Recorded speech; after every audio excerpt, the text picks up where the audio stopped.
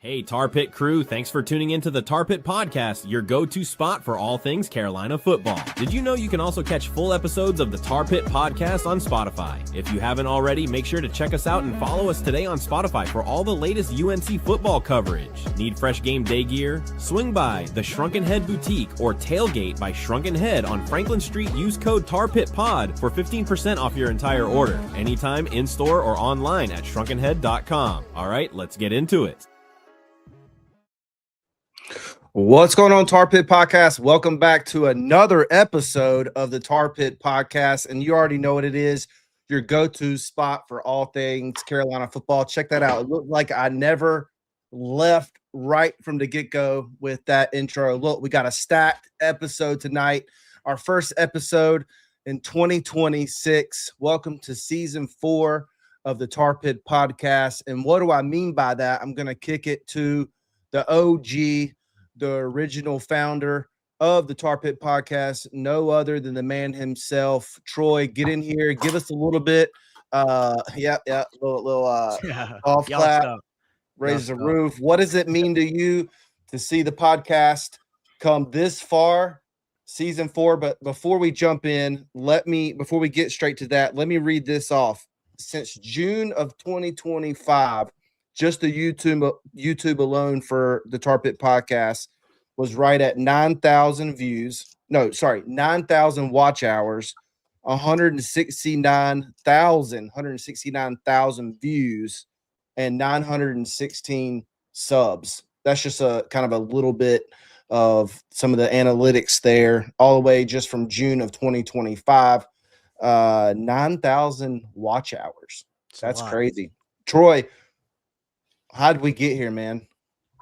Man, a lot of hard work, dedication, blood, sweat, and tears. And 3 minds put together is better than one. And Bryn, we got Bryn on with us now. So, tapping into his expertise, JJ. It's been fun, man. It's been awesome to see the podcast grow. I oftentimes ask Trevor, I'm like, Trev, you imagine this time last year, we would be here? And he's like, man, it's crazy to see how fast it's grown. And I just want to thank everybody for the support, like for real. It means a lot to all of us here talking to you guys tonight. We put a lot of effort into this thing. And when Trevor and I sat down with Chris and we put our heads together on the direction we wanted to take this podcast and the overall game plan of it, we dreamt big, and we still are dreaming big, and the sky's the limit with this thing, and that's been the mindset with it all. And we take pride in what we do and putting out a good quality show, and the amount of time and effort that goes into this. It is like a full-time job. It really, really is. But we love it. We love doing it. We love the Tar Heels. We love supporting the guys. And season 4, we're back better than ever. Chris, you said it. We're back like we never left. I've been itching and hot and waiting to get on the mic with you guys and talk about these new portal additions. We've put out some great content on the 26 class. We're going to continue to keep rolling those out. If you guys haven't went back and if you guys haven't seen that and want to go back and watch it, be sure to go visit our YouTube page at Tar Pit Podcast. All of that is on our Reels page, I believe it is, right, Chris? Every one of them. So we go in depth, break down each recruit, each signee from the 26 class, some good stuff there. And we got some big things cooking. We got Bryn. Bryn's got an exciting announcement for you guys. But overall, man, it's been awesome to see this podcast go to the direction that it's been. It's been fun doing it. I often tell you guys, keep the main thing. Let's have fun with it. And that's exactly what we do. And we're going to keep doing it, keep killing it. Hey, look, shout out to Tar Heel Tiger 9. Y'all like how country that was? Tiger. Sorry, to Bryn and Trevor. Got you guys covered up there. But LFG, finally the boys are back. Billy Edwards is going to be a legend for us this year. We're going to need him to play like he did the first 4 games in 2024. Renner, make sure your boy is ready to crush. It's good to see good to see Big K back. Always a good supporter of the Tar Pit Podcast. We got our guy Clarence down there too. Yep. Hey, fellas, how you doing? With the salute, look at Clarence, Calvin Thomas's dad. Good to see you. Look, no matter where you're listening from right now, we're live on Facebook, Twitter, YouTube, because we don't call it X here at the Tar Pit Podcast. Do us a favor, right? Reshare this out. reshare this stream, give it a retweet, drop a comment. If you got a question for us throughout tonight, be sure to go in and hop over to YouTube so we can see that comment. That'll be the easiest. But look, we're already 9 minutes in, but I wanted to do just a little checkup time. That was a little bit of time of just catching up with Troy. How did we get here from, I think it was 87 subscribers or 67 subscribers in 2020? Probably less than that. Yeah, early 2025 to almost 1,000 subscribers now, 9,000 watch hours. Of course, we've added JJ Jones, former UNC wide receiver, has joined us. He's a dog. He's going to be on with us Sunday night at I guess we guys need to hop in the private chat if that's going to be 8:30 or 9. I think we already talked about that offline. Y'all let me know which one you want to do so I can announce that live here right now or at the end. But we'll be back Sunday night covering the rest of the offense from the portal additions. But look, let's josh it up with the guys a little bit. We got some more time tonight. So this is what we're going to be doing tonight. We're going to have a catch-up time with you guys of, it's been early December since we've been on, right? I believe so, right? Covering the 2026 class like Troy talked about. And so a lot has happened, personally. And then, but Bryn's got some news that he's going to share when we transition from just our overall thoughts of just like the portal process and the approach that Lombardi and Belichick as a staff took. And then we're going to break down the probably kind of like an elementary breakdown, as I would say, just talk about the quarterbacks, where they're from, show a little bit of tape. And then, later on, a few months down the road, we're going to have some all 22 film. Whoa, all 22? All 22. Yeah, all 22 film. There you got it. All 22 film on Billy Edwards, and we hope to break that down. Hopefully we can get Billy on the pod. I think it's going to be happening too in the near future with a sit down with him. So that's going to be good. And then midway through, Bryn's got a special announcement for you guys. And then we're going to, I think I already said all that, right? So then at the end, we got a actually announcement that we haven't even talked about. The future of the Tar Pit podcast and where it's going. And the fate of the world, folks. The fate of the world is announcing tonight. But Bryn, Trevor, get in here. I want to know, did you get anything UNC related for Christmas? How the boys are doing? Bryn, I liked your video that you sent me today that we put out on social media after 5 takes. It looked great. But jump in here, Bryn. I'm gonna kick it to you. Looks like Trevor's got some nice fancy blue lights in the background. It almost reminds me of like a saltwater aquarium tank back there. Good call. But I like it. I like it. But Bryn, how we doing, my guy? What's up, fellas? Hey, man, I just want to say I'm extremely excited to be here with you guys. I know. So I'll kind of give the origin of how this all happened for everybody.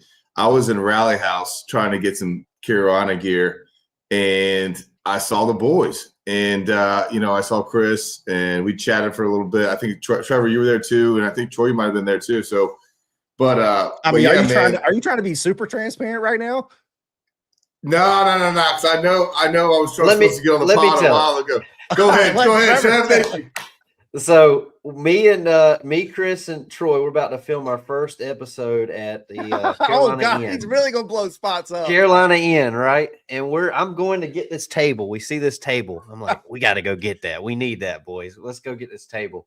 I walk in, and I got my truck parked up next to the road. I got a parking ticket that day. Long story, but Bryn's like, "Hey, I listened to the pod." And I was like, "Holy shit, that's Bryn Renner. He listens to the pod. That's so cool." And then we go on and we connected. You were supposed to come on, and then you're like, "I don't want to talk to Trevor. You ghosted me." And that's not true. I didn't into you, and it all worked out. And now we're here. But that's on me, man. That did happen.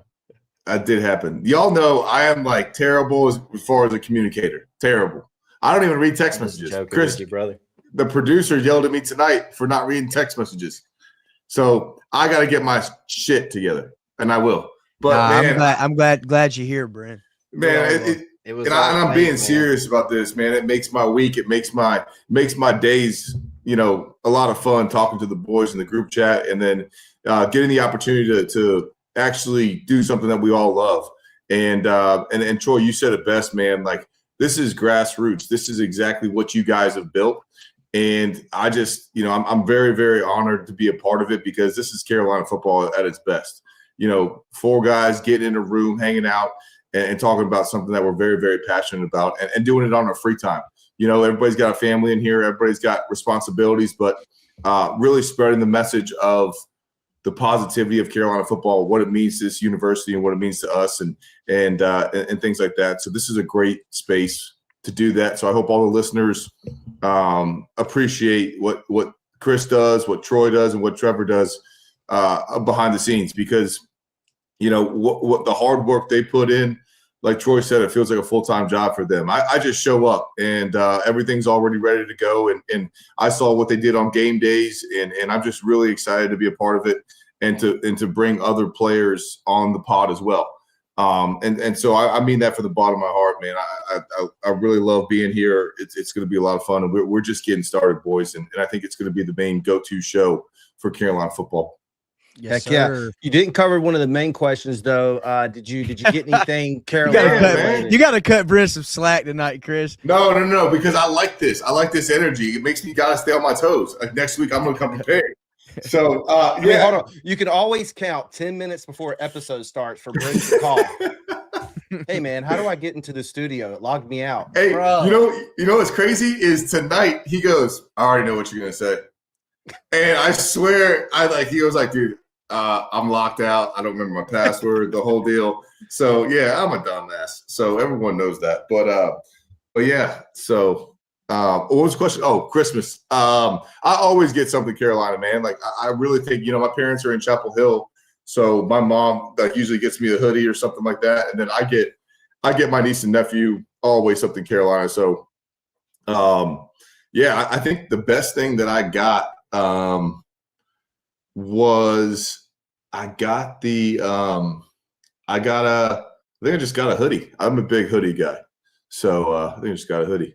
I bet you Troy got some underwear or like a man thong or something like that. That's the only thing I asked for Christmas from my parents is a pack of drawers and some socks. I always need them. Hey man, old school. You got to have those. Yes, sir. Hey, I will tell you what though.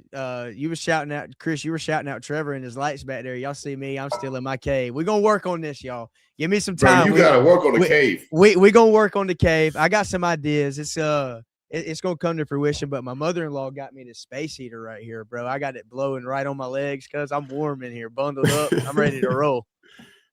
Yeah, mine's actually off right now. I accidentally forgot to turn it back on before I started. So I'm going to have to hop over there in a little bit. But Trevor, let's kick it to you. I don't think we've heard much from you at all tonight. What's going on? I definitely know that you got Carolina gear.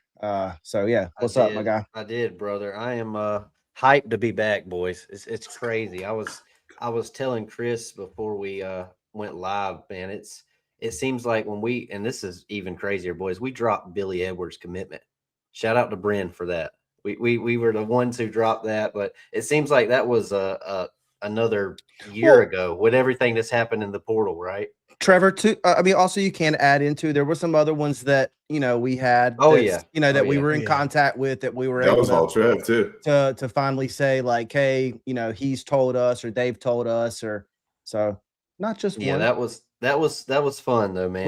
We were on it with the portal editions and rolling. All of them, boys. It seems like you said December, like it's been a month, but it seems like it's been longer than that, fellas. Mm-hmm. But I'm excited to be back, boys. Knock the rust off. I did got me a nice little cup. I got some lights. My Drake May Patriots jersey came in today. I'm ready to roll, boys. So I am hyped for this new year. Hyped to talk about Billy tonight though, and get back going again. But I know that with Miles. the stuff, Miles, and with the stuff that we've got announcing, boys, I'm ready to let it out and Big get rolling on everything. Yeah, major. Awesome. Well, look, I didn't get to share, my additions. If you know me, you know that I love hats. I'm still flabbergasted. Yes, that's my word right there. I'm choosing to go with it. Troy does not wear any type of hat.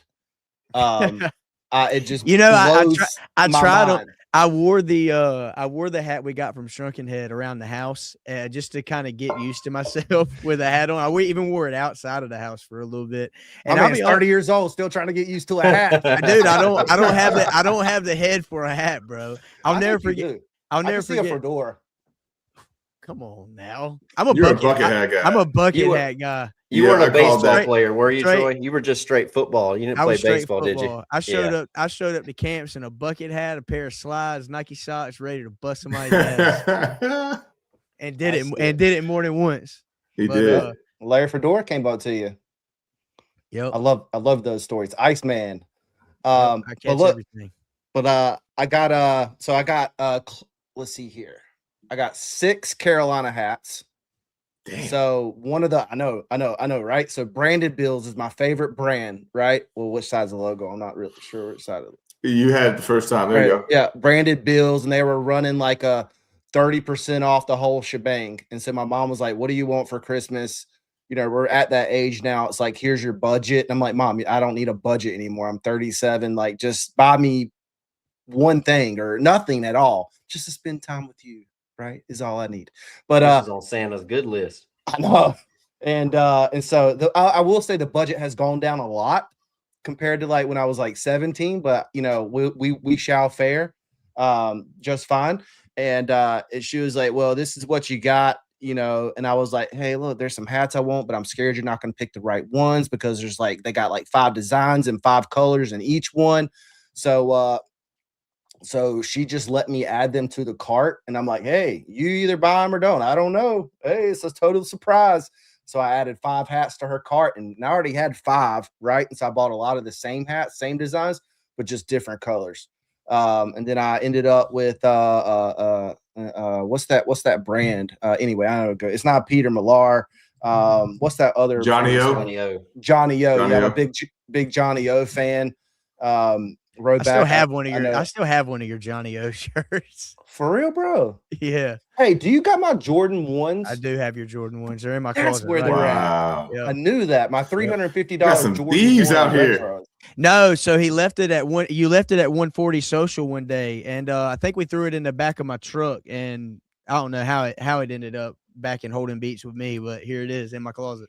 I know, my God. Hey, I will tell you this. I got a Chris. I'm with you when it comes to Christmas. I texted my mom. I just send my mom what I want, and she wraps it, and I open it and act surprised, which is cool. But I got this water bottle, Frostburg. Hey, they're a sponsor of Carolina Athletics, I believe. I've seen their stuff in Canaan. I had into his. Big K always frying people in here. Hey, I'm telling you, I'd go to my buddy's house, and if they been walking around with him on his feet trying to get used to him like that. Nah, hey, did you shovel and cut the grass in them too? No, I ain't gonna do my man like that. Well, you still talking about my shoes, bro? Yeah.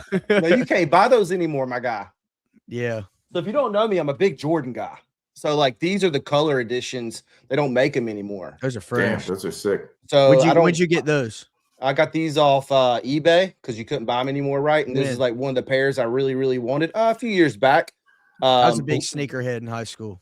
Heck yeah, dude. So Blue is so you can look him up. Blue is the artist. He's an African-American guy. And all of his paintings are only done by Crayola. Crayola is like original 5 colors, which are these right here. Every single piece of art he does. And so Jordan partnered with him to do that. I've also got one of my favorite pair. If you go back to when Larry Bird and Michael Jordan were in the McDonald's commercial back in, I think, late 80s, I believe it was, or early 90s. It had to be early 90s, right? Yeah, early 90s. And they had the matching set. I got those the shoes that match the set. I did buy those off eBay, and they arrived at my house smelling like some stuff. You know what I'm saying? So I had to like freshen them up a little bit, but we're still rocking. Shout out to Big K real quick. I did highlight this comment.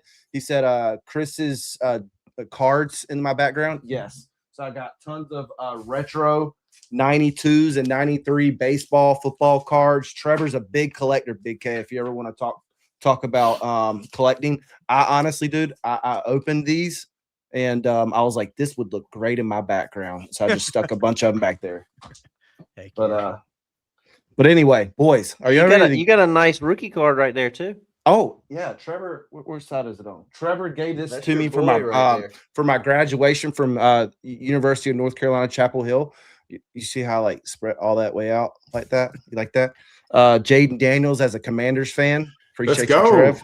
Yes, sir. Rookie. That's a Great, Hey, friend. We hooked hey, him up. Shout out Bro, let's Jaden. go, Trev. Shout out 10, Jaden. baby. He won me my 3rd fantasy chip. Hey, that is elite. Bro, Trev got everything, man. You guys got everything. Love Got to that. get me that Drake May card next. Hey, yeah. How about our boy Drake? Yeah, man. I talk to him. I'd probably say, once a week or every other week.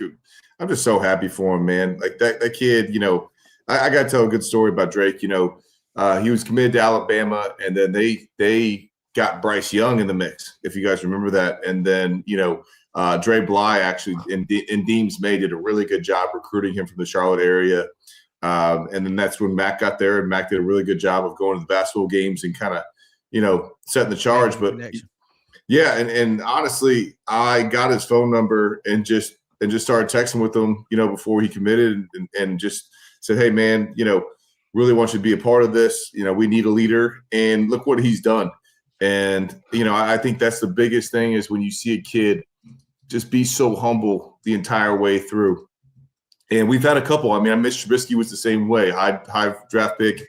Still in the league, And so, I think just for Drake, it's extremely impressive of how the young man has operated, with a lot of pressure, and to be in his second year going to the darn Super Bowl. Super excited for him, and he's gonna be a huge big time player for a long time. And funny story is this last day that he was a Tar Heel before he went to the NFL draft. We played golf at Governor's Club. Shout out to Governor's Club, and I took him to play golf, and the guy did not have a driver. He was getting it re-gripped. And fellas, he was ripping the ball and literally, like, he hadn't picked up a club since August, since training camp started. And he was, I think he was like 2 over on the deck. And that's the type of athlete he is. Big, strong country kid. And couldn't be more happy for him. The whole May family, I mean, they're obviously legendary, but his dad's a great man too. So super excited for him. Hey, his mom was a heck of an athlete too. She could have played volleyball at Carolina, I believe. Mm-hmm. Hey, I lay claim to prophesizing everything that Drake May's got going on right now.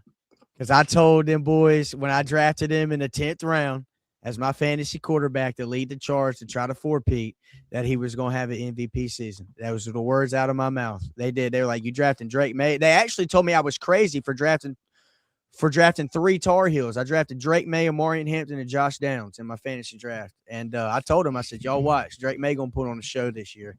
And Big K said it too.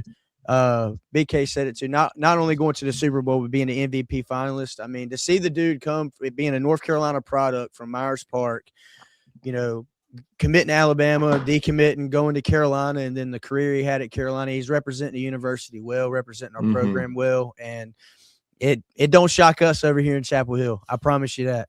So y'all are welcome, Pats fans. I will always say the Panthers rushed a storybook kind of ordeal with Drake May. I get drafting Bryce Young number 1 in that draft class, but if you just could have waited a little minute and drafted Drake at 1 to 3 the year after, what a storybook that would have been. But he's killing it with New England, and I'm happy for him. All right, well, it's been good joshing up. We're actually considering doing a Super Bowl podcast episode where we talk about the players, given just, their history and just recapping their career when they were at Carolina, the ones that are participating in the Super Bowl. Oh, and Mac Hollins, great story too. Mac Hollins, Chaz Surratt, guys, yeah. Also, I believe linebacker too. That's Amari, on the practice squad. Gainer. Yep. So we're thinking about doing one of those. So look, let's go ahead and jump in. We're going to spend about 15 minutes. I think someone just left one comment. We might have missed one. Yep, there you go. Big K always got us. And then shout out to Chris Chris Hill, big Hill. That's Troy's dad. Mayday, the champ is here. That's right. Hey, look at Let's them go, boys. Look at Mr. them boys. Hill. Look at them boys fresh in the profile pic. That's me in the middle, my dad on the left, and my Uncle Gene on the right. There you go. That's at the groomsmen suite in our wedding. Let's get rolling, fellas. Yeah, let's get rolling. I will say that picture, even though it was your wedding, kind of matches the verbiage that you used earlier around like prophesying, going to church, my guy. I thought we were about to have it out there for a minute, man. It was like I prophesied that Drake may. Whoa. Hey, you threw out flabbergasted. I had to try to one up. I'm about to prophesy that. Hey, 2026, we're bringing out new words this year, boys. Right. Y'all need to chill. I digress. That's an inside joke anyway. But look, I'm gonna go ahead and prophesy that Miles O'Neal or Billy Edwards is going to lead us to the promised land. But look, let's spend in the next 15 minutes. We're going to talk about. We're not going to like go in depth player by player. So what we're doing with our portal additions episodes, yes, plural. There, we're going to do part 1 tonight. We're going to spend about 15 minutes, just kind of the four of us giving you guys our thoughts about UNC's process of the portal, right? Of course, probably Bryn knows a lot more than he can say tonight, but just some of his overall thoughts. And, because one thing that you can bet that this staff does is holds their cards close to their chest. They don't let a lot of stuff out. Yes, you can go and I don't want to say stuff to get me in trouble, but be a subscriber here and be a subscriber there. But all I will say to that is that, again, this staff will hold everything and mostly everything close. Hey, check out Mac there, a new addition to the family. Sorry, Trevor, go ahead and because everybody's going to be like, what the heck is he talking about? Look, Trevor got a new addition to the family, Mac. Yes, sir. Is it Mac Hollins or Mac Brown, fellas? There we go. That's up for you to decide. My family just got home, and he wants me to let them out. So this will be a good time for me to pass them on. But yeah, look at that little fella. It's a big Mac. Big Mac. Nice shorts there. Nice legs, Trevor. Look at his calves. Woo! Look at them calves. Good. Boy, been lifting, dog. We back. It's running up and down them steps, chasing them 3 youngins. All right, so we're just gonna so I'm just gonna say that yes, you can go and try to find out as much as you want, right? But I will say that this staff is not gonna let everybody know, no matter unless you were inside that building, their full on thought process. Troy, I'm gonna go ahead. You got your hand raised already. Hold on. Let's go ahead and jump into it. Troy, take it away with whatever you're going to say there. Kind of give us your thoughts, and we're going to you don't have to popcorn it. We're just going to have an organic conversation. I will say we had 19 portal additions, 14 from the P4 level, 1 from the G5, and 4 from the FCS, and 2 of those coming over from Richmond, 1 from Lehigh in that FCS level, and I can't recall the other one off the top of my head right now. But Troy, go ahead, kind of give us some of your thoughts, and Bryn, Trevor, just intertwine it, my guys. Let's have an organic conversation. Well, I was going to say, you talk about the staff keeping everything close to the vest. I mean, we were prepping committed and signed graphics for guys that ended up going somewhere else. I mean, you just never really knew, until they signed on that dotted line who was going to be a Tar Heel and who wasn't. And it was something to keep up with.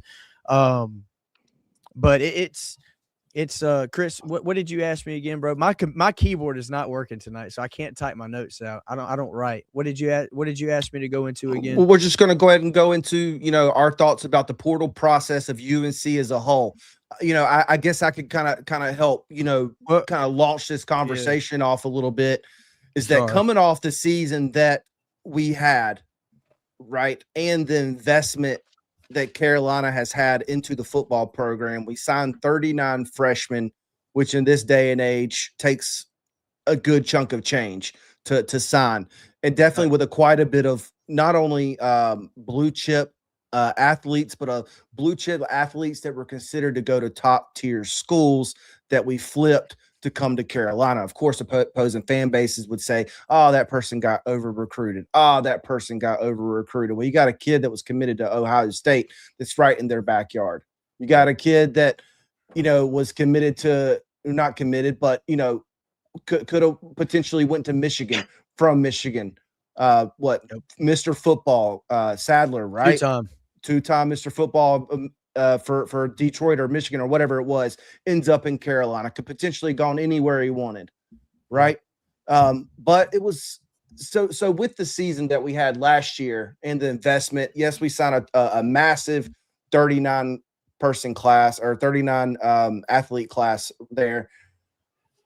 I still would have thought, man, we're going to go out and get some big names, right? We're going to go out and get some players along, not only across the offensive line, but potentially players that's going to make up for a loss of Tyler Thompson, the linebacking core that was depleted, the secondary that was depleted, right? Also, kind of the question mark on the opposite side of, Jordan Shipp, right? We saw some players leave through the portal with the running back room. So I was thinking like, man, we're really going to go out and get some names that, we know for a fact have had some strong P4 experience. They're not at a developmental stage, right? But that's kind of what the trend we did not see throughout the portal process, which surprised me, right? So Troy, kind of give me your thought. Bryn, Trevor, let's jump in here and let's get this going. I'll say this, I don't know if you guys remember it or not, but I told you guys specifically on the offensive side of the ball, because we're focusing on that. And that's a trending topic with, from last season. But I told you guys that I'd hope that Carolina would take a look in the mirror offensively and decide what direction they wanted to go. And that starts at OC. We got Bobby Petrino. He's on board with us. And then you look at the two guys we added in the quarterback room. I mean, they identified, they knew what they wanted in the portal, and they went out and got them, and we can have the discussion of, about names and splash players and whatnot. And that, that's cool. But I think with this staff, they identified the guys they wanted. They knew what they were looking for in kind of the offensive overall scheme, I guess you could say. And they went out and added the guys that they thought that would fit well in Carolina. Lombardi said it, before this, before the offseason and before the portal, before we even started identifying guys, I think, or reaching out to them. They had a better understanding of what would be in the portal, what's going to be in the portal, and what it is to be a Carolina football player. And, they got the guys that they got, and they feel like those are the guys that could come in and contribute. And I think some of those guys that we got on both sides of the football can be impact players. It's just a matter of getting them in the building, getting them trained up, getting them bought in, and getting this thing rolling. But I'm excited for what we've got across the board, specifically the two QBs that we're going to discuss tonight, in Billy and Miles. I think both of them bring something different to the table. And it makes the quarterback room more competitive. Certainly a lot more competitive than it was going into last season. And we've got some tape that we're going to flash out there, some highlights. And, we've all went back and looked at them, and there's little things from each of their games that we like. And we're going to go into a little bit more in detail later on. But, Carolina's portal process to me was just that. They had a game plan, and they went out and got the guys they felt that they could get. And I'm excited for them, man. I'm excited to see what these guys turn out to be. For me, man, you look at obviously we know you mentioned it, Chris, we spent a lot of money on the high school class. Some wins in the portal, I guess, would be to retain guys like Shipp, like June, like Melcart. Those were obviously losing Tyler. We didn't want to do that. We kind of, knew early on we were losing him. So I was happy about being able to retain those guys. I hate that we lost CJ and Robinson late. Like, that sucks. I thought we were going to have our whole defensive line room back, and that unit would have been, if they could develop like they did last year and continue to develop, I think it would have been really, really something special. But I still think when you look at Belichick, his whole career, guys, he hasn't really, you got Randy Moss, you got Antonio Brown in his career. Belichick's never really went after the big name splashy guys, right? He's got guys, he's developed them. They bought into his vision, his program, the Patriot way, the Belichick way, and they developed them. Obviously, we we're in a rush as we've seen all this money get thrown into the program or heard about all this money. It's the greatest coach of all time. We live in a society that's instant gratification. We want it now.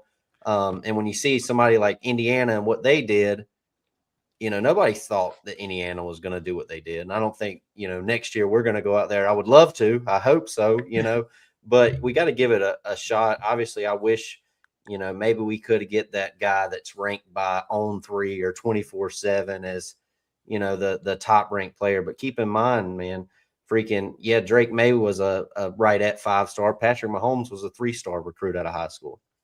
Tony from Miami. Yeah, Malachi, true freshman, 3-star kid, making an impact, and he was huge in that playoff run for them. So I think a lot of it goes into these guys buying into the coach, trusting him.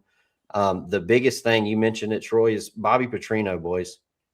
That's huge. I'm excited for that. That system, dude, he's one of the best offensive coordinators in college football we've ever seen in terms of his career, what he's done.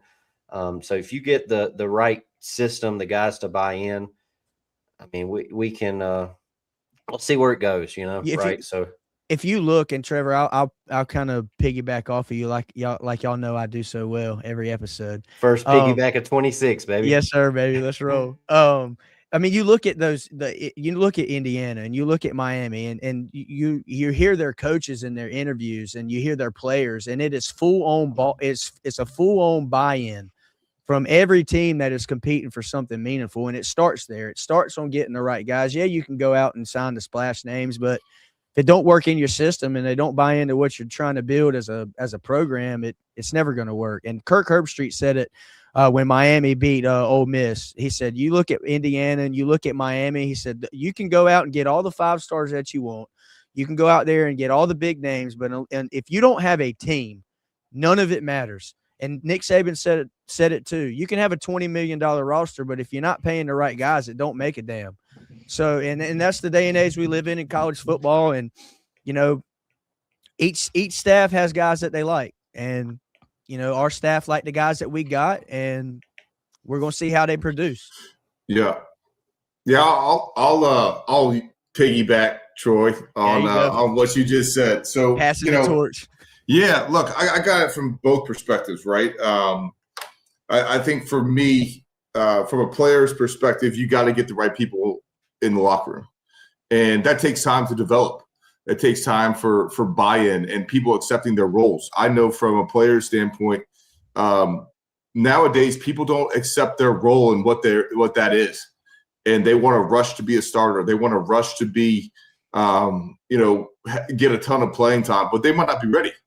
And that's the thing that kind of I'm seeing, and what makes me so mad about the way the system is now is, look, I sat for 2 years. That was the biggest transition of my career. I came in at 185. I left at 222, right? Like, I needed to grow. I needed to learn the playbook. I needed to learn and be ready to go play. And we're asking kids that are transferring from a school to school that had never taken a snap before. And the expectations are so high right now to be great right away. And I understand it. That's the competitive nature of sports. But what are we doing? What are we doing to build that type of, preparedness? It comes with coaching. It comes with developing skills. It's developing a drill set that a kid can go out and do in the offseason on his own when the coaches aren't around, that the players are running and get better. You got to get better, but that's a personal pride thing. So you have to recruit people that got personal pride. And I think that's the biggest thing is you're really taking a character evaluation test. And, yeah, if you want to talk about Indiana, I recruited Fernando Mendoza at FIU. I was the first one to offer him. And if you sit down with that young man's got the right DNA. And he led that team, case in point, by the game-winning touchdown. He's not the biggest, he's not the fastest, he's not the strongest, but he wins. Winners win, and you got to get a bunch of winners in the room. And, I think that is the biggest thing that we're missing about this portal. And in my experience and being in locker rooms and being with 5-star guys that didn't pan out and being with walk-on guys that did, Mac Hollins, is those guys have it in their DNA, and you're going to miss on more than you hit. and you got to hit on the right guys that you want to put in there. And I think to speak to, why there's so much fluctuation, it's not going to happen in year one. I think that's kind of what we understand is, yes, we all want success and we were 4-8 and that is what it is. But you got to go get guys that fit the DNA of, hey, I'm here to work hard and I really want to make Carolina the best program that it can be. And I think that's how we've had success here. I think that's what makes good teams really, really good and play really, really hard for each other. It's a brotherhood, man. And I think you got to develop that, and it can't be a transactional relationship. All these relationships are transactional. How much are you going to pay me? Yep. Well, what have you done to earn that pay? So I think that's the biggest thing that I would get in the locker room and say to the boys is, hey, look, man, you might have got X, but now we're all here. So I don't give a shit what you're making. I don't care where you're from. You got to play and put that interlocking NC on your helmet. We got to go win games. And then from a coach's perspective, I think it takes a little bit of time to, get those guys and develop them and grow them and mature them and be around them and kind of love on them and hug on them, because it's really hard to be a college football player nowadays. Really hard. And you're almost more in the spotlight than a professional. You got bottom line tickers about Mensah going to, Miami. I'm like, dude, this is crazy. It's like almost he was a free agent and I got a, NFL notification. So we got to transition our brains to where we are right now in the sport and then build on, hey, man, let's get these guys in here and get the alpha leaders to lead this charge. So I'm extremely excited. I know we're going to go into depth about the quarterbacks. I'm super fired up to do that. So, Bryn, let me ask you this question, if that's okay. Sure. I got to make sure I have it right before I try to make my point. So you came into Carolina, right? You redshirted, and then your next year was your redshirt freshman year, and you still sat, right? Yeah. I believe TJ Yates was right before you playing at that time, right? Yep. Okay. Yeah. So my point that I'm trying to make there, and then feel free to go ahead and make that point. That next point is that, isn't that crazy? Sorry, never mind. I just had like a life moment where I was like, I'm telling Bryn Renner to hold on. No, man, it's awesome. Let's go, baby. You're the producer, Chris. Sorry, I know, but it just like came into my head right at that moment. It's like, what is this life right now? I know Bryn hates it when we do stuff like that. But anyway, so what I'm getting at is that you're talking about building for the long term, building that, the patience, right? And I think we're done with those types of players that were you. Right. That we're willing, not that kids don't have patience now. If they don't get their shot after a year or so, or if they're not seeing the field, they're on to what they might potentially think is the greener fields or the greener grass. And it's, as we know, and we're seeing in this day and age with all the kids that are still in the portal, the grass isn't always greener. But you redshirted freshman year, still sat, third year. You came in as a starting QB, right? And then also your senior year, I'm making a point here, is that was cut short, right? By the injury. So 2.5 years, you still left UNC as I believe at that time is the all-time passing yards, right? Leader. And still to this day, I believe you're fourth all-time in passing yards at UNC. And the point I'm making is that patience can still have value to players. And that's really what I hope that some players, whatever skill position is that they will still take the opportunity to see the value in patience and waiting when their name is called, right? Yeah. As long as if the fit at the program is developing them the right way. Because I'm worried that let's say if Bryn wasn't patient, went somewhere else, and it didn't work out, we would not ever saw touchdowns from Bryn Renner, right? Regardless if it was at another school or not. And that's some of my concern, that a lot of players are never going to get that true opportunity, because in this day and age, everything is turning over so quick, right? They're going to leave a school and then it doesn't work out. They're going to leave a school and it doesn't work out, and they're never going to have that opportunity to sit. What's your thoughts around that? And then I want to get my other question for everybody else is, we have to do it really quick so we can hop into our next, well, I guess you could call it our commercial for tonight. Is that do we feel like Belichick and Lombardi are taking the long route here, which is interesting with, the age and all that. And, I really feel like the Belichick is in this for the long call. I mean, I know that we all believe that from the get-go, but the media, they're going to do their thing. He's visiting kids right now on the road, right in year 2. They said he would never do that in going into year 1. Right. So it really feels like he's playing the long card here. Like you said, getting the type of players that's good for this locker room. What's some of your all's thoughts around that, Brandon? Kind of go about that little thing, that little segment I went on about patience. Yeah, absolutely. I think you can tie this into what are you going to make of your opportunity when it comes? And I think that's the biggest thing that I faced was, look, I sat for 2 years and I played baseball. And, there's a lot of different obstacles that I overcame throughout the course of my career, but I wouldn't trade that for any amount of money. Because we wouldn't have these relationships that are going on. I'm 13 years removed from playing at Carolina. And that meant the most, those growing pains. You got to go through failure. You don't think I wanted to play from day one? Hell yeah. But I needed to gain weight. I needed to learn the playbook. John Shoup was the best reason I only came to Carolina. He's the best offensive coordinator we've ever had there, in my opinion. And he taught a pro-style system. He taught you how to be a man. And you had to learn stem to strong, right, Z short, 772Z drive, can to West left slot boom, 436 HP. You had to memorize verbiage and get all 22 guys and step in a huddle. I struggled with that for 2 years. But once I got it, I took off.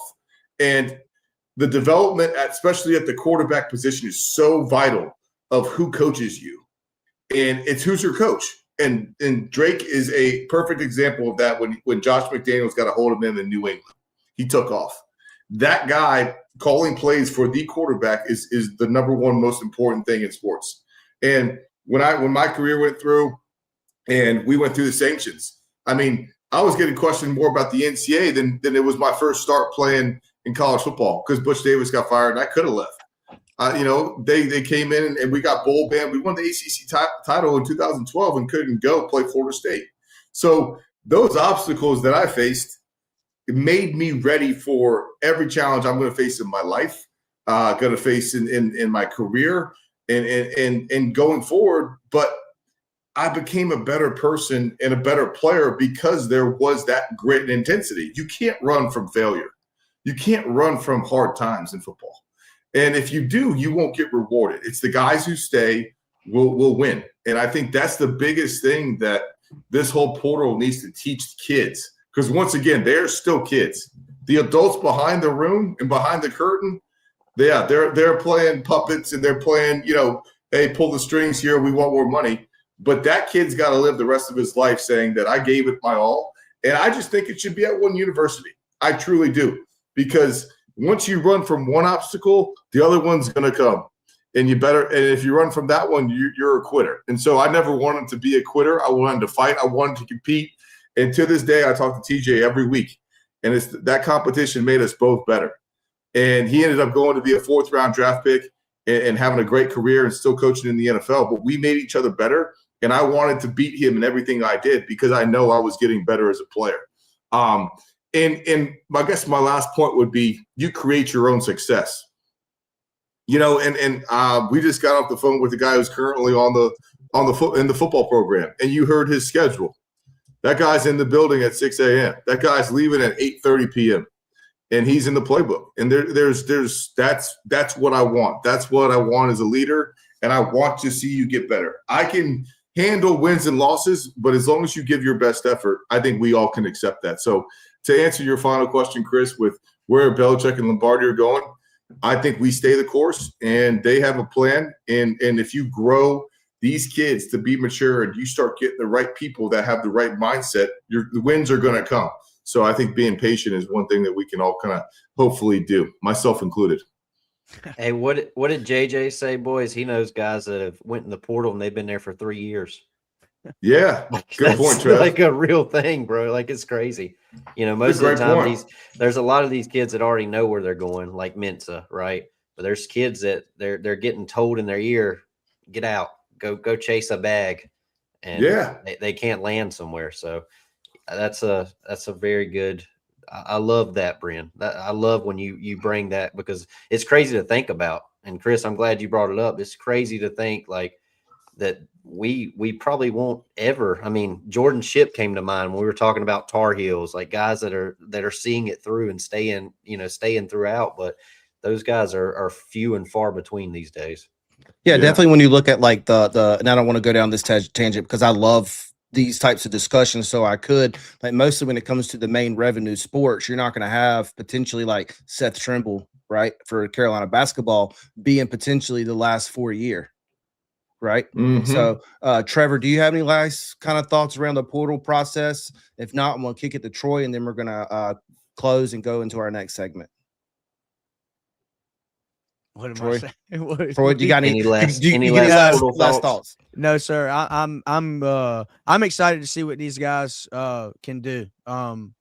Excited to see what the offense looks like under new leadership. Excited to see what this look in the mirror looks like on the field. And I think we got some guys across the board on the offensive side, and we're going to touch on the rest of the portal additions in our later episodes this weekend. But yeah, nonetheless, I'm excited to see what these guys can do, especially in that receiver room. You guys know how I am about my receivers. I think we got some good weapons added to that room for sure. I didn't admit you caught me off guard. I'm locked in, but I didn't know what. Nah. I mean, I put you on the main screen, man. Put you on the spot. But look, guys, we're gonna go ahead and transition into our next segment, which is breaking down the two. I mean, not like a deep dive, right? You know, we did have people message us throughout the portal process. Uh-oh. Oh, no. The producer froze. We got to pick it up for him, boys. I'll pick up where he left off. So, you know, I think the biggest thing is like what Chris was about to say is the quarterback position was definitely a big question mark for us going into the offseason, right? I think everybody knew that we had a big responsibility to pick up somebody. Oh man, this feels awkward without the boss man. No, I was we were sitting there chilling. Here he is. There he is. We were sitting I didn't want to leave Chris froze up there, and I could hear Chris in my head. Why'd y'all leave me up there the whole time? I didn't want to do that. That's why I cracked up smiling, because I could hear him saying it in my head too. Y'all, please don't tell me, how long was I frozen up there for real? Smiling. That's right. All right, I'm just going to take back where I left off. I don't care what you were saying. Yeah, I'm just kidding. But look, I'm gonna drop off right now, real quick. But we did have a lot of people message us throughout the process and throughout the portal process, and we do appreciate that. And we try our hardest to get back with everybody as much as possible. I'm making it sound like we get a lot of people. We really don't, but we get a few, right? And definitely Billy Rings. I can't remember the full handle, but look, we really appreciate you. Even messages like, "Hey, have you ever considered doing some episodes where you guys just like chop it up?" Right. We've actually thought about it. And so we're going to be thinking about doing some of those, but we didn't jump on throughout the portal process and kind of give you our full, you know, just thoughts right from the get-go, because we wanted to take some time. And we got kids that committed, said they were coming, and then went to LSU. Yeah. So we didn't want to do that either, right? To be real with you. Yep. And that's true. And in all transparency, right? Like, we have families, and so we decided for that month and a half just to take some time to ourselves after doing so much work, 2 to 3 episodes a week during the season and leading up to the season. You know, like we do position by position breakdowns leading up to the season, and then all the good stuff during the season. So we just decided just to wait till after and dive into it. So we're getting back to it. But look, you know, next we're going to break down the 2 quarterback positions, or the 2 quarterbacks that we added through the transfer portal. But before we do so, as we put out through social media leading up to tonight's episode, I'll do it. You know, Bryn's got a special announcement that he wants to make, and I'm really excited about this. It doesn't only include him, but it includes the 3 of us as well. And it also, but mostly, you know, this light and this time is on Bryn, and I'm really excited for him. And I know Trevor and Troy is as well. I'm just excited to be a small part of it. And so, but before that special announcement, I want you guys to take a look at this. Football has a way of shaping people. It teaches leadership, resilience, trust.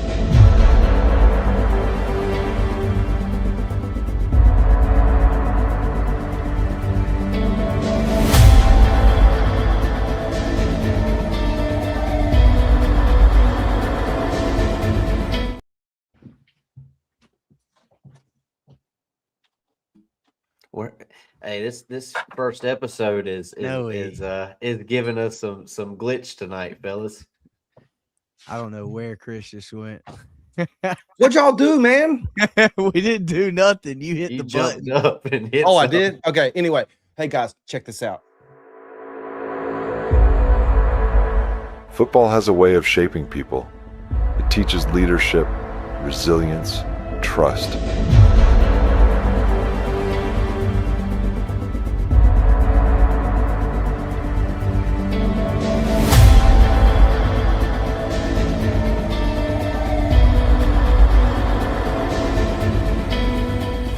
Bryn Renner learned that early.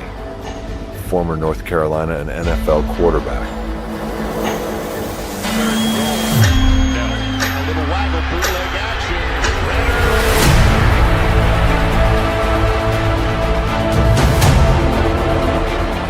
But the game was never just about the X's and O's.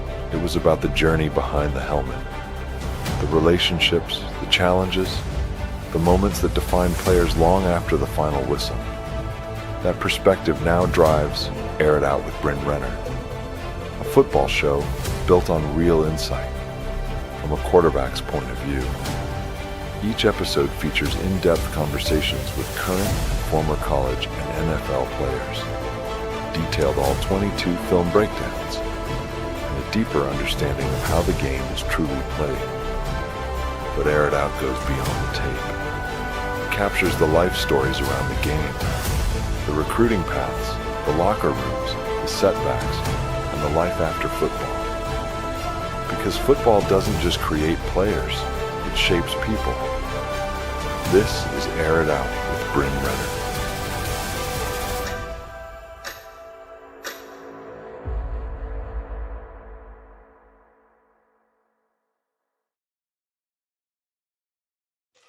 Man, dude, you almost got me crying, dog. I already cried last night when you sent it to me. But I can't thank you enough, Chris. And honestly, the boys, and I'll get to each and every one of you here in a second. But Chris put that together, man. And he's become such a good friend of mine. And you know, this is going to be something really cool. But he's the brains and the producer behind it. We've had great conversations for almost, 8 months, 9 months now. And, I couldn't do it without him. And, this was something that I was thinking about doing probably 2 years ago and really just didn't have a producer with the right vision and tried to put something together. And it goes without saying how hard the man works. Like, this guy is 24/7, 365, as we all are, to get this thing running. But for me personally, man, I really can't thank you enough. And Troy, man, like, you starting this whole thing, like, this is really cool, man. Like, this makes honestly, man, it makes me emotional, dude. Like, watching that stuff, I swear, man, I could cry. I'm an emotional person anyways, but no, man, like, just, Troy, like, we threw to you a D1, man. Like, we were throwing routes. You know what I'm saying? Like, that dog in the slides with the Nike Dry Fit, like, I saw that kid, man. And your passion, your energy you show up with, like, this is going to be all of us together. And Trev, man, like, all that we know that you've done as far as, getting that table at Rally House, like, you got a parking ticket. Like, that's what you're willing to put into it. Like, hey, we talked them out of it. We talked them out of it. They're a dog, man. Like, you all three bring something so unique and special. Like, you can tell that I just wanted to be a part of that team. So I can't thank you guys enough. But yeah, so 2 years ago, I had a vision to, I really think I love Carolina football more than anything. I live it. I breathe it. I wanted to be the best team in the country. And I wanted to find something that I could, a platform where we could celebrate the past, look forward to the future, and be in the present. And really have those three initiatives of past players on, my past teammates that I talk to, their experiences, their life-changing experiences in college, like we were talking about. And I wanted to start it. I wanted to start a show, and it's going to be aired out with Bryn Renner. And the main emphasis is behind it, and the trailer was perfect because it's going to be a lot of reflection, and it's going to be a lot of former players coming on and telling their story of their, what was their why and what they're doing now, and then talk about, all things Carolina football and even college football, the landscape like we were talking about, and doing breakdowns of all 22. No one's going to have the access that we're going to have. I'm just going to say that. To the players, we're going to have Drake come on. We have Chase Rice come on. Eric Church is going to come on. We have guys that are worn the Carolina blue that are going to be involved with it. And I want, all three of you to be involved with it too. It's not just going to be my show. It's going to be with everybody. It's going to be with me, but we're just hanging. And I think that's the biggest thing. And it's cool. I like to hang, man. And that's it. And it's going to be real life stuff too. I want to talk about, perseverance and getting through a lot of hard times that could help other people and help college kids and help our players right now and what they're going through. And it's going to be a positive show. I'm a positive person. As you guys know, I'm very intense and I like to compete. And I think this was something that I'm really looking forward to. And there's something else that, it's going to bring to the table a lot of things that are real life experiences. These are not opinions. These are facts. A lot of people got opinions about players, and I think that's what bothered me as a player. Nobody really got to know me, but they could say whatever they wanted about. I threw it into cover two, and it was a pick. Well, you don't even know what cover two is, boss. So I think that's the biggest thing is I want the narrative to be real, and it's going to be like we're going to go through cover two and teach everybody cover two. We're going to teach what a reach block is. We're going to teach what if a punt gets blocked or a field goal gets blocked, we're going to teach that stuff and have my coaching background kind of be in there. And I wanted a platform like that. And everybody knows football. If you didn't know football, we wouldn't be working together, fellas. So I think that's the coolest thing. It's going to be a lot of good quality work. And I don't care if one person tunes in or 5 million. I don't give a shit. I think that's the coolest thing, man. I don't really need to do it. I want to do it, and I want it to be really, really well done. And I couldn't do it without three of you.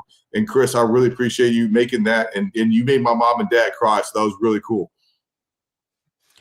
Let's just say that I went through a lot of deep YouTube searches to pull those videos.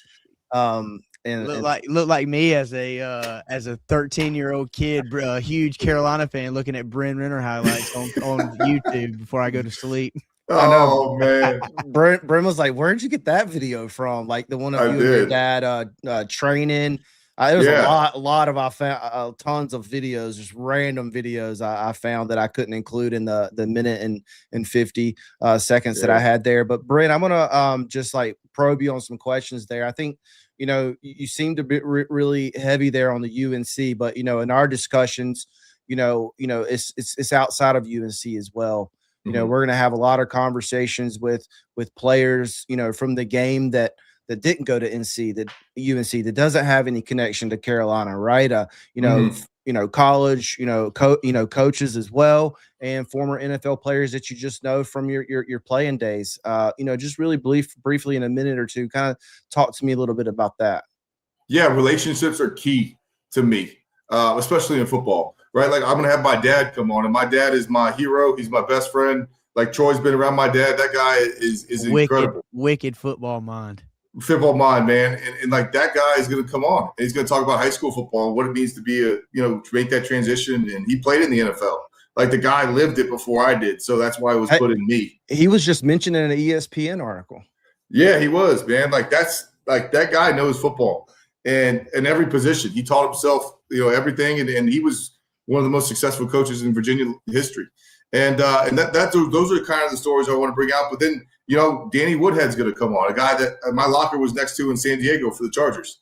We're going to have a variety of guys that have great experiences and former players that are. I mean, Troy, you probably love Danny. Danny would love you.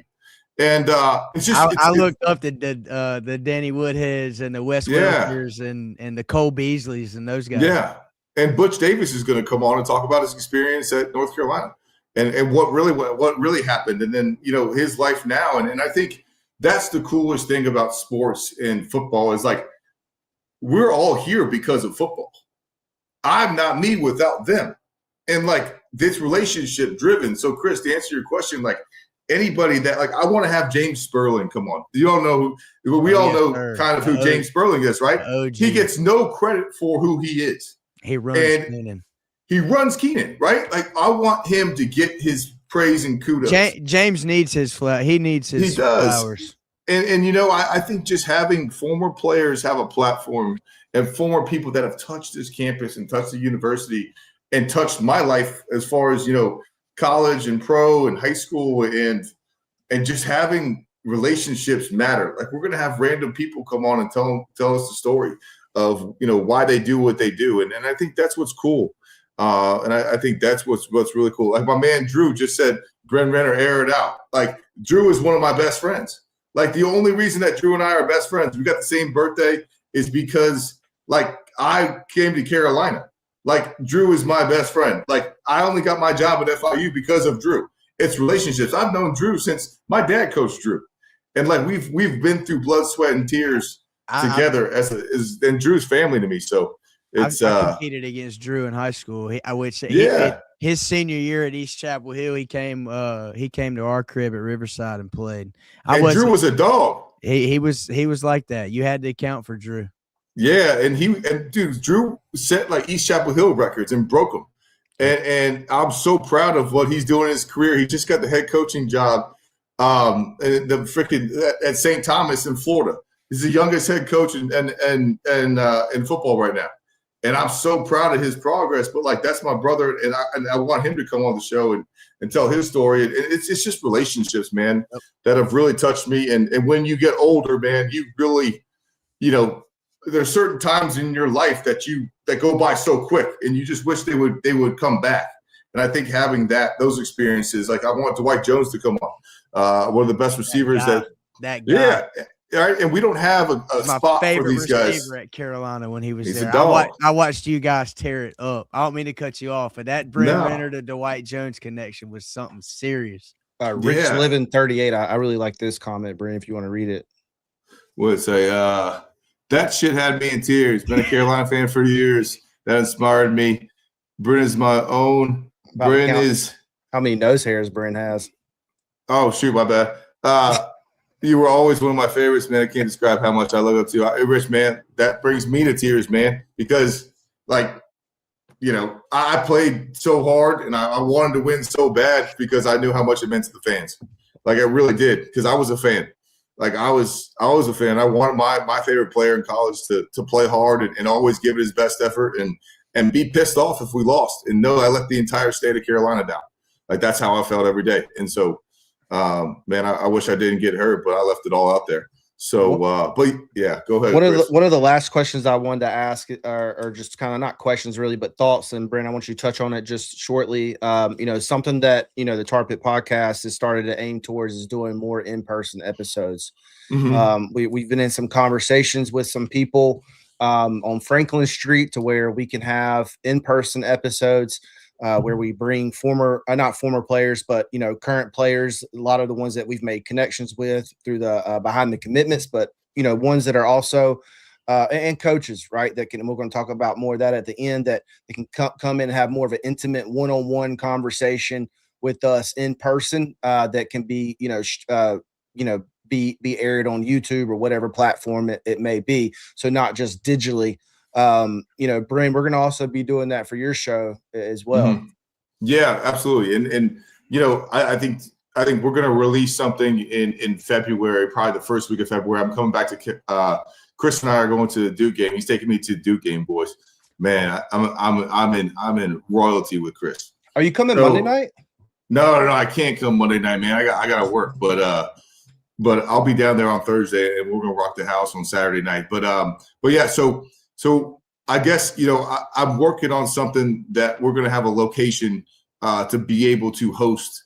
And it's a pretty big deal for myself and a couple other Carolina alums that are going to partner with this brand. And it's the radio show 97.9 The Hill. And we have opportunity to you know, for a chance to, you know, be a part of that and use and I'll go deeper when we can talk about it when it's official. But yeah, there's opportunity for growth there, and I want to have a place where guys can come on Saturday and have a cold beer and kick back and tell some stories.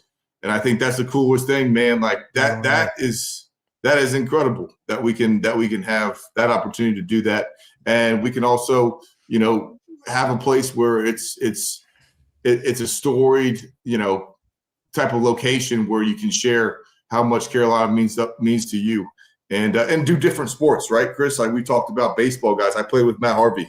Like Matt Harvey's going to come on the show and talk about baseball and preview it. And I know Chris is doing his own thing with baseball. I played baseball there, and so from a variety of sports, we have so many legends that we could talk for hours and hours about. But that location, right outside Franklin Street, is going to be huge. Hopefully we can get that done next week when I come to town. Everyone, drop a sponsor. Yeah, man, shoot, and y'all know how I like to sell, buddy. I like to sell, and when you bet on me, baby, you're gonna win. And so I've been promoting that, and so a really good friend of mine, Miles Scully, honestly is one of the baddest MFers to ever walk this planet, in my opinion. Really good friend. And he's been a really good friend when I was living out in California. And honestly, I see him as a mentor. He has a phenomenal whiskey bourbon that he partnered with Dirk Bentley on. And it's Row 94. And it's phenomenal. And the bottles are getting sent here, but it's going to be the title sponsor for our show. Air it out with Bryn Renner. And we're working on doing it for the Tar Heel podcast too. And really just be the figurehead sponsor for it. I can't thank him enough. He's, like I said, he's been a great friend, but it is coming to North Carolina in all the ABC stores starting here soon. And it's gonna really take off, and we're gonna be a part of it. And I like to partner with badasses, and Miles Scully is a bad man, and he's in a good way. Like he's worked his ass off to build one of the top law firms in the entire world, and he was a phenomenal attorney. Still is, and still a big part of a lot of people's lives, and he's a great leader. So I really look up to him. I'm really happy to partner with good people, and Row 94 was a no-brainer for us, and we're just so appreciative. And then that's going to be a huge shout-out on the first episode. So, Chris, I appreciate that. Yeah. Any last final thoughts, guys, on that? Trevor, Troy, Bryn? I'm gonna have to take the Irish whiskey off the top shelf. We'll have to get rid of that. That will not be here next. That will not be here next episode. Take that shit off. I got you a better bottle. How can we get that to Ireland next year? That's the question. Oh, we're gonna get it. We'll ship it there. I know some people. We're gonna get that. I know. Make it happen. Hey, I just want to say before we transition, Bryn, I'm super excited for your show, man. I'm looking forward to sitting down and collabing with you and working with you on that, and just hearing, tapping into your football mind. One of the things that Chris and Trevor and I sat down with, and before season 3, our big thing was providing the viewers and our fan base and the people that listen to us a quality content that would educate them in the game of football. You know what I mean? And you bring that to the table, man. And you have probably forgotten more football than I will ever remember. And I'm looking forward to tapping in with you on that. It's exciting time, man. Exciting time for you. Exciting time for us at the Tar Pit. And both of us put together, two forces together is better than one. So I'm looking forward to working with you, brother. It's been a long time since we were catching passes in the back of that end zone in D1. Yeah, but we're gonna have to do a show about that, man. I can still spin it, so we gotta get the boys out there on the field. We have to go on the Keenan and do some on field shots. Yeah, hey, my feet and hands are still active, cuz I'm ready. Yeah. I'm ready to roll. I got my cleats in my closet and my gloves in my book bag, ready to go. I played flag football in Wilmington for a while, and so I kept up with the football, and it still had that fire burning. But I'm excited for it, man. It's gonna be fun. And you told me, you gave me a good piece of advice when I was in high school. At that day when we were catching passes at D1, and I was training with you and your dad, that with wanting to connect at Carolina, Carolina accepts people that want to be at Carolina and have a passion for Carolina. And it really hit me when you said your passion for Carolina, you love it. You love Carolina football, love the program. You played there. You eat, sleep, and breathe it. You truly want it to be the best team in the country, and I'm right there with you 100%. I dream of the day, and it's coming. Big boy football is coming to Chapel Hill, guys. I'm telling you it is. And when it does, we're all going to be sit back and going to really be able to enjoy the fruits of our labor, because this thing is going to blow up. We're going to take off, and it's going to be great, and I'm looking forward to it. Yeah, man, it's going to be awesome. I can't wait. Sorry, I was trying to do the private chat. Troy, just say yes or no, just real quick. Is your secret out there publicly? I hope that you would know what I'm talking about. I think I saw it on Facebook. Oh, yeah. We're letting people know. Okay, can I say something real quick? Absolutely. So you're talking about like lacing them up, my guy, and putting on helmets and icing people up like the Iceman. You might have somebody. Well, not might. We know you're gonna have a little guy. Let's go, baby. To get him in the uniform. Tell us about that. Not how it happened or anything. Just tell us about the news. Yeah, man. So me and the wife are expecting a little baby boy Tar Heel in July of this year. We're super excited, man. I've got my I don't know if you guys can tell, but I've got one football helmet right there. I've got another football helmet right there. I've got my high school football helmet right here, and I got my USA football helmet from when I went down to College Station, Texas for the USA Development Games. But above me, I've got my old shoulder pads from high school, and I probably got a practice jersey and some gloves somewhere. But I tease my wife, and I'm like, at 3 years old, we got a tree in our backyard, and I'm gonna be throwing fade passes to him and making him run into that tree, get him used to catching through contact. Yeah, man, that's awesome, Troy. Congratulations, Troy. This is our celebration music.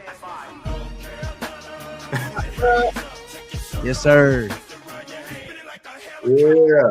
I tell my buddies all the time I'm looking forward to drafting with my first overall pick in my 2050 fantasy draft. There we go. little Iceman 2.0. Yes, sir. But no, man, we're excited. I'm super happy. I've always told everybody that knows me knows I play football and I love football. It's been my passion since I could tie my shoes and I was able to put on a pair of football cleats. I've been playing since I was 8 years old, 8 years old. And whatever sport he decides to play, I'm gonna give him every bit of access I can to put him in the best position. I'm looking forward to it. So, well, I'm super excited, man. Y'all got me cheesing. You got me just cheesing. Wait, brother. It gets better, buddy. Just wait till that baby's born, man. It's man, awesome, we got some good stuff happening in 2026, man. This is good stuff. Heck yeah. And look, Jason, from PA, that came and hung out with us at our live show. He says, congrats. Also, appreciate you guys, man. Rich Living 38 says, congrats, Troy. So, I appreciate you guys. Appreciate that shout out, Chris. Yeah, heck yeah. And Big K just says, not how it happened or anything. Never mind. I'm not going to say that. I have a lot of intrusive thoughts sometimes, and I actually say out loud, I'm not going to say that. Yeah. But look, let's get into it. Let's spend the next 20 minutes. This episode is going to go a little bit longer than expected, and then we got the first episode of 2026, baby. Hey. I'm good. I'm good too. We had a lot to talk about. Look, we've talked about Ireland. We've talked about Air that with Bryn Renner. We've talked about my 5 Carolina hats. I've already had a couple of whiffs tonight producing. Somehow I stopped the trailer when I got up to turn my heater on.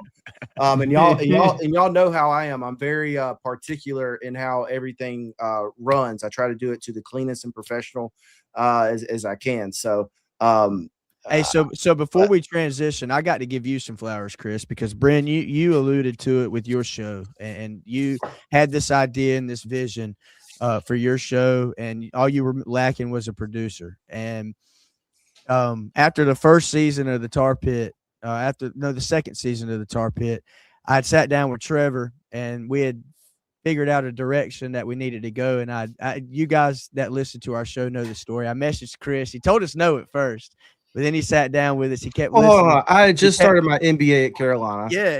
You were. I didn't know. Man. You were busy, man. But he did the Drake May to us. Drake was right. going to Bama at first, then we reeled him in. We had to reel him in. We have some questions around the NIL. Just still waiting for that check to clear or come. but I will say this, man. You are getting a guy that I call him the Wizard, and I call him the Wizard for a reason. The creative mind that he possesses, and Chris, I'm talking about you when I say it. It's something. It's amazing, man. Every bit of what you see on this screen and the setups and everything that goes into all the graphics and the media. That's all his mind and all his work and the talent at his fingers and the talent he possesses with his two hands and his mind. And I just got to give you your flowers, bro, because you've taken this and you've turned it into something great with the help of all of us. And Bryn, I know he's going to give it his all on your show as well. And I'm looking forward to work. We're going to keep doing our thing as usual, but I'm looking forward to collabing with Aired Out with Bryn Renner and making this thing work. What's something nice we can say about Trevor? Bro, He's Trevor the is the Renaissance He's man. the last one tonight that has not gotten flowers. Bro, he needs more flowers. That dude's the dog, and he's just getting started. I'm about to put Trevor to work. Look, I call Trev often and remind him how big of a part he is in the success of the Tar Pit podcast. He is a vital piece. There's no other guy I would have wanted to add in the start of the second season of the Tar Pit than Trevor Williams. Hey, I still remember where I was at when we talked about it, Troy. We were at Clemson a couple years ago, and we got to go back to Clemson this year, and we're going to have a different result hopefully this time. But I still remember when we talked about doing this together, man. So it's fun to look at where we're at now, and this is just a start, though, boys. It's crazy. It's crazy to think this is just a start, fellas. Trevor does killer notes. If anybody needs to know, yes. Yeah, I was about to say every bit of the notes we get for the production for the shows. Me and Trevor really try to tackle the notes together. Chris is the editing mind. He gets everything ready as far as media and everything like that. We've all got like designated roles with this, and I think that's why it works so well. Everybody's good at something. Everybody brings something different to the table. And like I said at the start of it, three heads put together is better than one. Three minds together is better than one. And it's and it's I know we need to get back into our quarterback, and I know Bryn's probably super tired after traveling all day. I'm good. I woke up to a text message by him. He was the first thing I read. I didn't even hear my wife's voice first this morning. It was Bryn Renner text. You got me crying because of this video. Yeah, that's it. That's true. But that was like late night. Yeah, that was 1 a.m. So hey, look on the dot, man. Look at that recall there. But dang, I done forgot what I was gonna say. It was gonna be good too. I felt like. Help me out, fellas. Do you have any idea? I know when we've already Troy's gonna prophesy. What you gonna do, Troy? You gonna prophesy? Prophesize. Pull it out of him, Troy. That's what you get for missing church tonight, Trevor. Man, can we talk about the quarterbacks? Yeah, let's do it. Let's get to the QBs. All right, hold on. Here's my thought. See. Sorry, Bryn. My thought is that I thought the other day, Troy and Trevor and Chris. Yes, I was thinking about myself in third person, that we have not argued in a while. And it came to my mind quickly. I know why. It's because it's not football season for UNC. That's true. Many Sundays before our episodes, we'd be in our text message talking about, or on the phone or whatever, talking about what went down or how you saw this or how we saw that, or sent this video with this circled on it. Like, look at this coverage, or what happened here, or that. And not a lot of times, but some of those ends up with people not responding to the text messages for a while. Yeah, Trevor, that could be me. I'll call Trevor. Trevor called me like, bro, did we piss him off? Hey, what's going on? I'm like, look, no, this pissed me off. We thought Chris would enter the transfer portal. But anyway, it's good to be back with you guys. Look, let's talk 15, 20 minutes. Let's just talk briefly about the two quarterback additions that we had in the 2026 transfer portal here for Carolina. Billy Edwards Jr., Miles O'Neal. One comes from Wisconsin, one comes from Texas A&M. We're going to go into both of these film-wise deeper at a later date. But Billy Edwards Jr., I wouldn't feel right not sorry, Trevor and Troy, passing the mic first to Bryn on this. He has the connection here. He knows them. Comes from the background there. Is it Lake Braddock? Am I saying that right? Yeah. VA, so right down the road from you. I believe he was at your rival high school, though, right? Was that the same high school that Mike Glennon went to? No. So different rival high school. So you take it away. Yeah. So I went to West Springfield High School, and Billy went to Lake Braddock. And so if you're familiar with the Northern Virginia area, West Springfield's over here, and literally across the street is Lake Braddock, and they're a bit of rivals still to this day. Like I went to the state, the region final game this year, and we played Lake Braddock, and it was packed out, and they hate each other. So it's like one of the biggest rivalries in Springfield. And that's where Billy went. Along with Billy going to Lake Braddock, Hubert Davis went to Lake Braddock. Mia Hamm went to Lake Braddock. And the famous Tomahawk Chalk, my boy, one of my best friends, Nick Weiler. Yes, Weiler went there. The long hair assassin. Yeah, and so we've had good history with honestly Northern Virginia players. So this is kind of where it all started. So Billy was a kid, and he watched me play, and I played really hard, and I kind of was the first one to kind of go to Carolina, and everyone kind of went to Virginia Tech or JMU or State and State, UVA, and I went to Carolina. So I think that relationship's been going on for a long time. I've known Billy since he was a young kid. Followed his career. His family's I'm really close with his family. They're a football-minded family. Billy's brother Kyle played at Alabama with Jalen Hurts and Mac Jones and all those guys. And he's the tight ends coach at Richmond. He's a really good friend. And this relationship kind of just kept building. And I always followed him, whether it was from Wake Forest. I recruited Billy when I was at FIU. I offered him a scholarship when he was at Lake Braddock coming out. Watched him from afar when he was at Maryland. He played for a guy who was my GA at North Carolina, Josh Gaddis, who won the Broyles Award for being the top assistant when he was, I think it was at Michigan. And like when he went to Wisconsin, we stayed in touch. And really this last summer when he was kind of going through, getting ready for the season at Wisconsin, I trained him. And so we went to work on some quarterback drills, not knowing that this would lead to where it led to right now.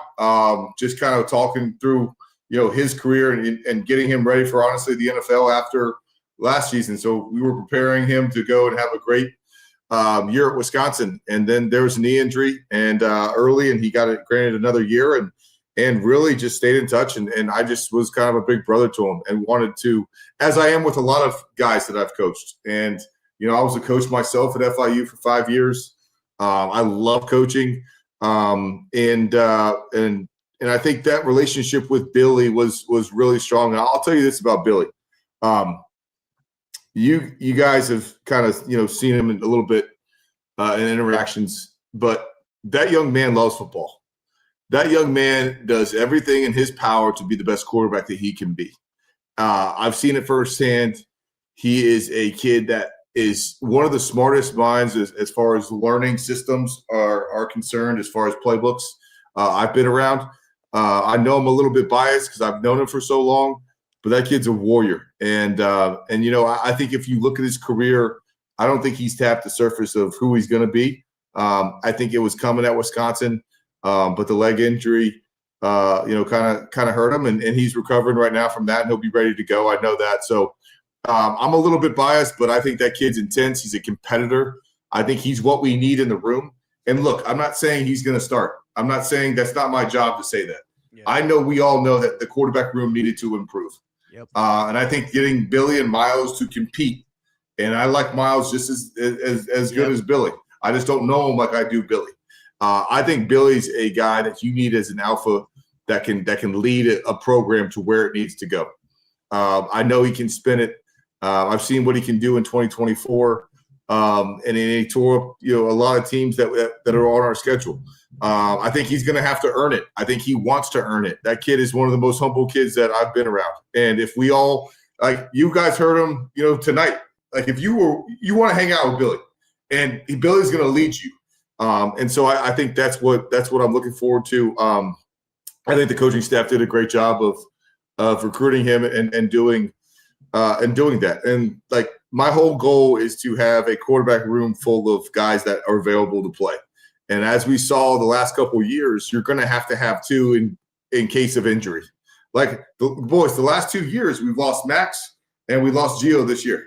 Yep. So there's a good chance that you're going to have to play both. Like it happened to me. Marquise came in and subbed in for me. And so that's just the part of the game. And then you look at the Denver Broncos. Bo Nix and Jarrett Stidham is the guy trying to take them to the Super Bowl. Like Nick Foles, Carson Wentz, like we're good. Like that is the day and age that these guys are big, fast, and strong on defense. They'll hit your ass. So I'll wrap up about Billy. Man, I know that kid's going to be a game player. Oh, man, come on. Come on. How do you do that? Chris, you're supposed to be producing. Back up. I told no, this is on you. I told I told you to turn the autofocus off. Bro, you're supposed to come to my crib and fix this shit.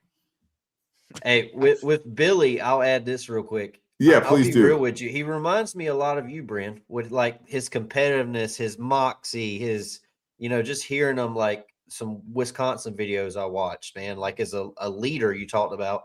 I'm like, not just saying this, it really does come into like, I don't know if he'll be mowing the lawn out there. Maybe that'll be his first celebration in Ireland or whoever, whenever, but yeah, it does. He reminds me a lot of you with the moxie and the leadership. And that's, not just saying that because you're here. It really does. Well, I appreciate that. But I think from, and I think I will say this, the last thing I'll say on Billy, and we'll get to Miles in a second, but Billy Edwards is a competitor that refuses to lose, and he's a really good teammate. So he wants to bring people along, and I think we're dying for that. And I think having a good quarterback room is really important. And I'd say the entire quarterback room, from a Torrey Newkirk, who I think can play as well. I think Travis Burgess coming in, he's coming off a knee injury. I think all these kids can play. Like I really think Miles can play. I think you're just creating depth right at that position, and we had to reset the room. And I think Carolina did a good job in doing that. And my relationship with Billy, I believe, helped that. But I think the young man has a ton of upside, and I'm looking forward to when we kick it off, because I'm in Billy's corner, but I'm also in the quarterback, and the best man should play. We got to get back. We had a room with Sam Howell, Drake May, and Chriswell. We're getting back to a room similar to having guys that can play the football. All of them can step up and make plays. It's a good point. It's a great point. There's a reason why he started at Maryland. There's a reason why he hit the portal and was right away, going to be was the starter at Wisconsin. I encourage everybody to really, go and look at. I mean, Billy was a kid that they took, because not all starting quarterbacks make it to media days, unfortunately. Where I shouldn't say unfortunately, but sometimes, that just doesn't work out, right? But he's the one that made it to media day right from the get-go for Wisconsin, I believe it was. If you go look at some of the videos that they dropped leading up to that season that he was going to start for Wisconsin, he was in a lot of those mic'd up videos. Everything that I heard, I loved it. He knows how to lead a locker room. Yep. He brought leadership. He's a good teammate, like you said, bro. Yep. Vocal, loud. Troy, for about 2 minutes, kind of give us his career path a little bit. And then Trevor, I'm going to kick it to you just for a few stats. Yeah. So he started his career actually committed to Wake Forest out of Lake Braddock. And then he transferred to Maryland, where he spent 3 seasons backing up Taulia Tagovailoa to his brother, who's actually the Big Ten all-time passing leader at 11,000 yards, just for FYI. But transferred to Wisconsin at Maryland when he did play. He was and I'll save this for Trevor, but goes to Maryland, balls out, transfers to Wisconsin, and he has that season-ending knee injury. But I'll tell you guys this, and then I'll pass it to Trevor for his stats. But you bring up his tape, and you look at those first couple of drives against Wisconsin, for Wisconsin. I think they played Miami of Ohio. And the fluidity that he shows on the field, he knows how to command an offense. I like the fact that he got the ball out in a pretty timely fashion. He's got a pretty good zip on his pass. His ball placement, you really saw that on his Maryland tape. He knows how to lead receivers into open space. You saw that a lot when he played for and started for Maryland. And he showed a touch of that. He showed more of a touch on the spin on his ball and the quick release in those 2 drives at Wisconsin from what I saw on tape. So, Brent, I'm right there with you, man, to give you my thoughts on it a little bit before I pass it to Trevor for some stats. At the quarterback room as a whole, it needed the competition. I screamed that it needed the competition when I screamed that Carolina needed to take a look in the mirror on offense and figure out what the hell they wanted to do. That's the reason why. I mean, one of the main reasons why we had the season that we had last year was just our inefficiencies on offense. And adding this, like you just said, Trevor, we had a quarterback room at Drake May, Sam Howell, and Jacoby Criswell. I mean, the more bodies you got, and I think both of these guys, everybody in that quarterback room is going to be bringing something to the table, and they're going to be fighting and scratching and clawing to compete, especially Miles and Billy. Coming into Carolina as transfers, looking, to finish their career out. I know Miles has got more eligibility than Billy does. I think Miles got 3. Billy has 1. But I'm anxious to see how that quarterback competition plays out. I really, really am. Yeah, I actually had told Bryn through text because I was starting to question, our portal additions a little bit, and I started looking at more, tape for Billy, and I kind of went out on a limb, and I said I feel like I can understand the thought process of Billy Edwards, and he may be listening right now, and I hope he doesn't take this the wrong way. But something that I will always try to hold to is just be true on the Tar Pit podcast, right? Is I knew Billy Edwards, but I did not expect for Carolina to go after Billy Edwards, right? He had the injury that was super unfortunate for him. I just thought that Belichick and crew, you hear, I should have known this right from the get-go, definitely with doing the Tar Pit podcast of what's realities, but the fan in me was like, we're going to go out and get Sam Levitt, right? But like, come on, like, let's be for real, right? But you don't always have to have a Sam Levitt to win, right? There's a reason. Yeah, but do we think so? But is Sam Levitt, like, do we think he's good? Because Arizona State got better when he was hurt. I'm playing devil's advocate because I guess my point. Yeah. My next statement was there's a reason why Sam Levitt has been in college for many years. That's true. Yeah. And hasn't gone on to the NFL. So I think we were tracking along the same lines there, Bryn. But I had the thought, now I think I on the phone or whatever was texting with you and the guys, is that, Maryland tape looks good, brought in to be the bona fide starter for Wisconsin. Troy made very good points in that first drive. I think that he would have been a hot name going into this year for Wisconsin if he would have had another year, right? A whole year of last year under his belt. I mean, because like Wisconsin, in Maryland, his tape, the zip on the ball, just like Troy said, the ability to get it out in a quick, right from the get go. Like, what we struggled with. I'm not going to call names because those names are long gone now, right? That struggled with doing this past season. Right. So, I'm excited to see what Billy Edwards can bring to this Carolina offense. Definitely behind Petrino. Trevor, I'm going to kick it to you, and then we're going to move on to Miles and Neal. Yeah. So with Billy, I'll just run through his stats real quick. So when he started in 24, boys, 2,800 passing yards, 15 TDs, 9 picks. This was what stood out to me. So he averaged 261 passing yards per game, which ranks second in the Big Ten. When you think of big-time football, what are the 2 conferences right now? SEC and Big Ten. Right. He can get it done on the ground. He had 148 rushing yards, 5 rushing touchdowns. And I didn't put this in here, but I want to say when he was Tua's brother's backup or whatever role, they used him a lot in short yardage situations where he would come in and he would run. I want to say he had like 7 rushing touchdowns. Yeah, dude's not scared to hit. What did we struggle with last year, fellas? What did we talk about at the end of our last episode, Brent? I remember you saying we need a kid that's going to be like, I'm going to go get it. What did we see Drake May just do in the AFC Championship? He was going to get that first down, right? That's right. I feel like Billy's a type of kid that is going to do when it comes to things like that, right? You're going to go get it. We didn't see that last year.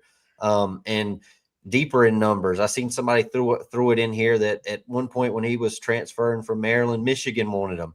I'm sure, Brandon, you could probably find out. I'm sure Wisconsin paid him pretty well to go to Wisconsin. I'm sure his pockets weren't hurting when he went to Wisconsin. So the kids, you train them. He's got it in him. I think that it's all got to come together like we've talked about, though, and I'm really excited to see him with Petrino. I'm really excited for that. Hey, I want to chime in real quick, guys, because when we had found out that he was visiting Carolina, Chris, you sent me the edit, and I'll be honest with you, we're all about truth here on the Tar Pit. I had no idea who Billy Edwards was. I can't front with you and act like I knew who the kid was, because I didn't know anything about him at Maryland, didn't know anything about him at Wisconsin. And Chris, I kind of took sort of the same approach that you did, man. Us at Carolina as fans, we've been spoiled at the quarterback position. I know we've struggled at it the last 2 seasons, but you look at who we've had traditionally come through and who we've had as a starter. Bryn, you were one of them. You're one of those guys too. I was looking for us like to sort of get a splash guy, but then we get Billy and I go back and I look at it. It almost reminded me of when we got in Max to replace Drake. I'll be honest with you.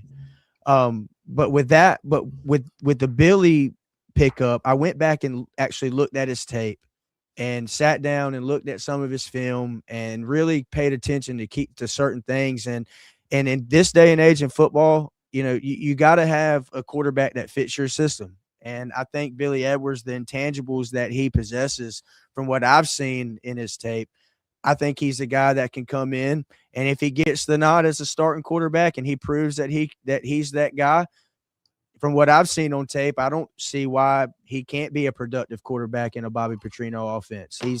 He's shown me on tape the ability to lead guys into open space and be able to read defenses and get the ball out quick. The time and the zip on his ball. I mean, he's got all the intangibles. It's just a matter of fit. And the staff saw something in him, and I'm excited that he's in our quarterback room and adding to the competition. I really am. Yeah, and I just got one more, Chris. I know you're the producer, and you're going to tell me to shut the hell up, and I love that when you do that. So just tell me shut the hell up. I see that. I like that when he chest bump like that. Gaddis play when he goes to the sideline. I want to see a dude that's got fire. Yep. I want to see a dude that says, like, we had Drake and Sam and went to and goes and tells Jordan Ship that, like, man, you're short on your route. Like, I can't tell you how many times how many times that for me is more important than a guy's ability to, does he have a cannon? Like, is he the Bryce Underwood? I don't give a shit about that. Can you correct people when the game's on the line? Hey, man, your routes, like, Troy, you know this. Hey, man, if you got a slant, like, we're running a slant. There's 3 steps and put your foot in the ground and let's go. And I need you to catch it right here. I'm going to put it right there. But I need that from you. And accountability on the sideline is something that on the radio, it would drive me nuts. I'm like, we just punted 6 times in a row. We just fumbled on the 1-yard line. Nobody said shit. And like, that pisses me off as a quarterback, because I know the guys that came before our previous quarterback were over there in the dude's butt about, hey, man, you need to fix that. And I really don't care who – oh, crap. Did I do it again? No, it wasn't you that time. Every time I get fired up, man, it just – anyways, but I want a quarterback that's going to hold other people, himself accountable first, and then hold up the entire offense for scoring points. And I can tell you this. He's going to do that, and he's going to have the command of an offense to where those guys are going to want to run through a wall, because I've seen it. And I suggest and I recommend you guys go watch the mic'd up the first day in training camp at Wisconsin. That's what I was referring to. Yep. Somebody help me too. Sorry, Bryn. No, you're good. Go ahead. I'm done. Yeah, baby. Let's go. Was there a coach or something? I read an article. One of y'all sent me somewhere. Somebody talking about Billy Edwards. Am I just Kurt Cignetti? That's what it was. And he's a pretty good ball coach. He recruited him to JMU, right? Yes. That article talks about him sitting with Billy's parents and what he saw in him, and that was a good article. I'm telling you, he's a lot like Fernando mentally. Hey, I will tell you, football. I will tell you guys this about my comment when I'd said I was a little hesitant to say what I said about it reminded me of the Max Johnson pickup that we got after Drake because I didn't want that to seem as a slight to Max. But I am excited for I'm excited for the Billy Edwards pickup. It's when you look at the quarterback position and what we've had at Carolina, we have been lucky. We've had great quarterback success. I mean, we've had a leader at the helm that has been solid for us. And you sort of kind of look for I don't necessarily say a big name, but I don't know. I don't really know what I'm trying to say with this, fellas, but I will say that the Billy Edwards, I think he's a guy that can come in and he can fit in the system and he possesses the intangibles and that we've all highlighted to really make a difference. So we'll see how he does in camp. Cool. Yeah. Awesome. I'll Hey, get real stuff there. 10 seconds. So that edit that you threw up there, I got to shout out my guy Brad Stone for that edit before we close on Billy. OG Brad Stone's a dog. Brad, whenever he does edits, man, Carolina has more success on the field. I told Brad that the other day. Whenever you're doing edits, Brad, we have more success on the field. So start back doing edits. So he killed it with this one. So I had to shout him out. Good stuff. Good stuff. Let's go ahead and transition to Miles O'Neal comes over from Texas A&M. I think this is a very intriguing ad, an addition for me. There's not really any. There's not a lot of information you can find on the kid other than what you read from his recruiting profile, right? When he was coming out of high school. I believe he was I know he was a three-star prospect coming out of high school. I believe it was a high 3-star though. I can't completely recall, but committed to Texas A&M, recruited by Bobby Petrino. So I think that's just an intriguing ad to me because, Petrino, there's a time gap, right? An opportunity for a relationship to potentially not be there anymore, right? When Petrino leaves Texas A&M, goes to a different college. Petrino is now at Carolina. I think it's a whole year has passed now. And amazing how that works. So something's happened, right? Where Miles says like, hey, there's still a connection there for me. I trust what Bobby Petrino's does as an OC. I mean, all you got to do is look what he's able to do with basically any type of QB, not any, but the QB that fits his system, right? I'd probably lean towards that as well if I was a QB and, Petrino came up to me and said, hey, you fit my system. Want to come here? Yeah, all right, that sounds like a good idea. But let's talk about this guy. Let's talk about Miles O'Neal a little bit. Shout out to, his dad, follow the Tar Pit podcast. Whoever wants to kick it off. Miles O'Neal. Yeah, I might jump in real quick, and I'll be quick, but this is why I like Miles O'Neal. Is because Petrino likes him. He recruited him. He trusts him to be his quarterback. And I think that goes a long way of having the offensive coordinator's trust. And when you bring a kid in like this, that is a big kid, like he is 6'5", and he's a bigger pocket passer. I love those guys. And I like the guys that are mobile, but I like guys that can spin it.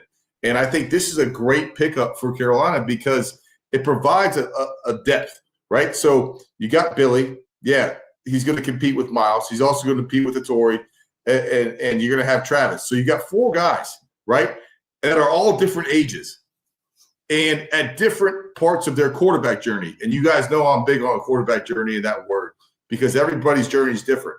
We're going to need Miles at some point. Yep. Billy's going to get his helmet knocked off and have to sit out and play. He's going to get winded and take a shot, and it's going to be the third quarter. Miles is going to play. Or someone is going to have to play in that room for one play or the duration of the season. It is part of the game.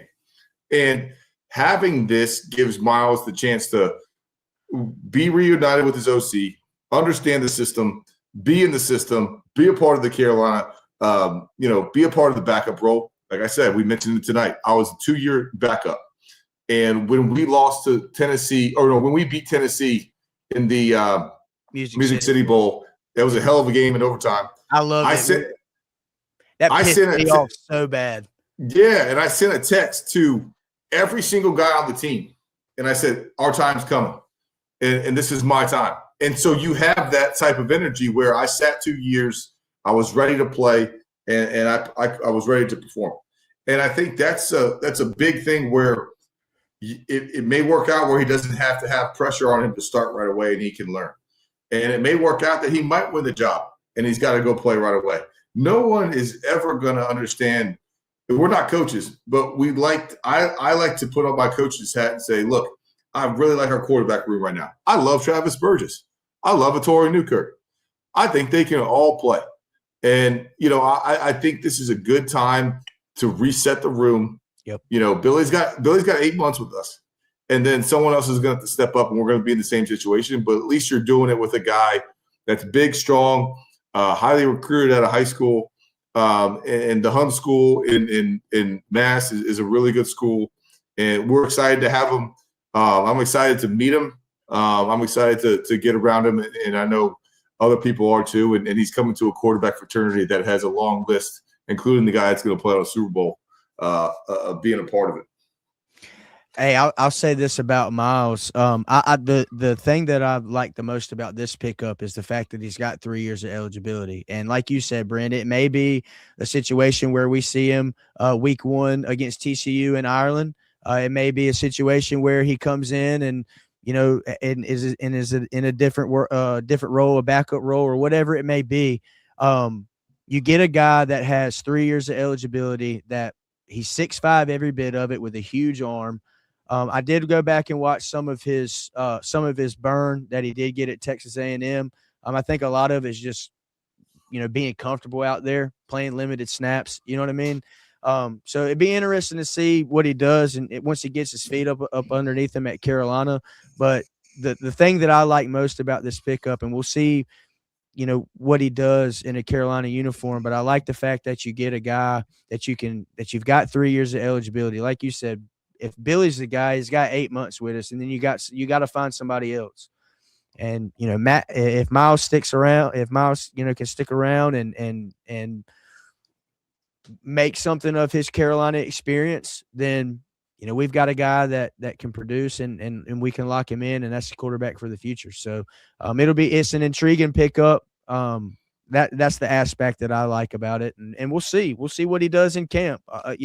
We're not alluding to anybody starting here tonight. Mm-hmm. It's a matter of competition, and I like those two guys in our quarterback room to add competition, and that's what that room needed going into 2026. Going into this season, it needed competition. So. Yeah, and I think that's important to say, Troy. And I'll also say, we've tipped over the 400 viewership mark at this point. So I think it's important just to say, as we're talking quarterbacks, Burgess is a very highly touted prospect, right? We love Travis, friend of the pod, him and his Baller. family, amazing people. And I also wanted to mention that Newkirk is on this roster for a reason. Bill Belichick and Michael Lombardi went and got him for a reason. They saw something, and if you need to know more about, Newkirk, you can go listen to or watch our breakdown that we did last season. But we're not talking about. I want just to mention. Some people might say, "Oh, well, why are you mentioning Burgess and Newkirk?" Well, tonight we're just talking about their portal additions at the QB. Trevor, go ahead and close us out a little bit on O'Neal, and then we're going to close out tonight's episode with our last announcement of the night about the future of the Tar Pit podcast and where we're headed. Yeah, man. So one big thing that we didn't drop in. So right now, in my opinion, Miles has the leg up on Billy. And the reason is because he's coming from Petrino's system. He's already spent years in that system. He knows a little more when it comes to the playbook. So I like that for competing. Obviously, this is Billy's year, right? Billy's year to prove it and go to the league, right? So they're both going to compete. I love that Troy brought that up. But Miles already is familiar with Petrino. He's familiar with that system, that playbook. So it's going to be fun to watch. And the first thing when I turned on the kid's film and I looked him up, dude, he's got a cannon. Yeah. This dude can freaking throw it, like really throw the football. And with his size, you can't teach size. He can. You talk about a pocket passer, but he can move a little if he needs to too. So I like it. I love this addition. He's a guy that I feel like I hate that we lost Bryce. I do. I thought Bryce we didn't get a chance to really see, but I think this is a kid that kind of slides in. I believe he's He's got one more year than Bryce, obviously, or one less year. Sorry, but he's a guy that's going to compete with Billy, and he's somebody. If you've talked about it a lot, Bryn, if Billy goes down or whoever the guy goes, we need depth. Right. Mm-hmm. We've had times where we haven't had good football where we didn't have depth at the quarterback position. So I'm excited to see, and I'm excited to, when we do a deeper dive on these kids, to talk about them, because I do think they all bring a different asset to the game, and they can all play at the high level. There's a reason that freaking Texas A&M, with all the money they had down there, and Jimbo Fisher and Bobby Petrino, this was the kid they went after and brought to Texas A&M. That's right. So it's a great point, Trev. That's all I got, though. I'm my bad, fellas. I'm running into some technical difficulties here the last 5 seconds, but I want to highlight this comment. He never played under Bobby Petrino. Bobby Petrino, I believe, was his lead recruiter, or he recruited him to Texas A&M, so he saw something in him. Although he never played under Petrino, I don't think. Is that correct? Is that accurate, Trevor? I'm not sure. I listened to Jimbo Fisher talk the other night at the schedule release, and he talked about Miles and how Miles has familiarity with Petrino's system. I want to say I thought that he was under Petrino there for at least one season, because I thought he committed to Texas A&M, and then after that, Jimbo Fisher, they cleaned house pretty much. Yeah, he definitely knows Petrino's playbook. Yeah, so I don't know how well, but that's an intriguing factor there too. So you got a guy that, regardless of whether he played under his system, there's some kind of chemistry there. And Chris, you highlighted it too. The fact that he was able to reestablish that relationship with him and bring that chemistry back and get him to Carolina and add him to the QB room. Hey, that's a win for us. That's all I got. Awesome. Good stuff, guys. Am I frozen or am I still good? No, you're good. Okay, good. Look, first episode of 2026. Look, long one tonight, about to reach the 2-hour mark. Appreciate everybody tapping in with us. Big episode. A lot of stuff that we went over. Aired out up a lot. Bro. Aired out with Bryn Renner. Episodes coming, new show launching for him. That it's going to be awesome. Troy's going to be a dad to a little boy. There was some other stuff dropped in there as well that I didn't know that Bryn was going to highlight tonight, but he put it out there anyway. Some of that other stuff is coming down the line. But the last thing that's your thing, man. The last thing that we are going to talk about tonight is something that, Troy, Trevor and myself have really put a lot of thought behind for months. I will say that a lot of times when we're out in public and we have an opportunity to meet people that listen to the Tar Pit podcast, it's a joy. And it's an honor. It's a joy to chop it up with those all of you guys that we're able to meet, and the people that all the guys that come to people that come to our game day live shows. But one of the questions that gets asked to us more times than not is that, have you guys ever considered covering other sports? Have you at Carolina will you guys ever cover any other sports? And for the longest of time, we said no, that we took pride, and we still do, being the only Tar Pit podcast, we are the only Tar Pit podcast, the only podcast that solely is dedicated to Carolina football. Actually, that's not true anymore. There's another one out there, Keenan Concourse, I believe. And there's another one on Twitter too. I can't remember the name they just changed it to, but so spaces that they do on Twitter that they cover Carolina football. But it's something that we have mulled over for a while. And so, Troy, Trevor, myself, and Bryn going to be a big part of this, is that we're transitioning in the Tar Pit podcast, and we're going to start covering other Carolina sports. And we're really excited about that, to bring new content to you guys. And so if you've been on Twitter and you've been on Instagram and you've seen another name and another account around called Hills on Franklin, and it's now the Tar Pit podcast is going to be coming Hills on Franklin. And what that means is Hills on Franklin will have series under it that cover all the different sports. So right now we've already got football covered and the Tar Pit podcast. It's going to be the same vibe, the same analysis, the same dedication, the same amount of episodes, the same breakdowns, player by player, position by position. Nothing's changing. The only thing that's changing, I guess you would say, is just the corporate part of it. You could kind of say the business side and growing the Tar Pit podcast and morphing it into something bigger. And so our first sport that we're going to be covering is Carolina baseball, and that's called Heels on the Diamond. And Andrew Force, who's been here on the Tar Pit podcast in the past throughout the season, that was all intentional. That was to get him used to podcasting. So next week we're going to record our first episode for Carolina baseball. It's called Heels on the Diamond, and it's a lot of the question. One of the questions I get is, what does Heels on Franklin mean? And this some would say it's a problem, but this is not unique to Carolina. When a fan at Ohio State or Florida or Duke or NC State, we all grow up loving a certain sport, right? Some of us are Tar Heel basketball fans. Some of us are Tar Heel football fans. While we cheer for all, we sometimes lean one way or the other, right? Going to listen to all the football games or listen to all the basketball games. And so Heels on Franklin name comes from, no matter what fan of the team you are or team you cheer for at Carolina, all fans at Carolina end up on Franklin Street. And so that's the meaning behind the name, is that Heels on Franklin. No matter what team you cheer for, we all end up on Franklin Street, whether if that's rushing after beating Duke, or if that's, I will say that you can't rush Franklin Street from the new place that they're considering building, the Smith Center, but that's another topic for a different day.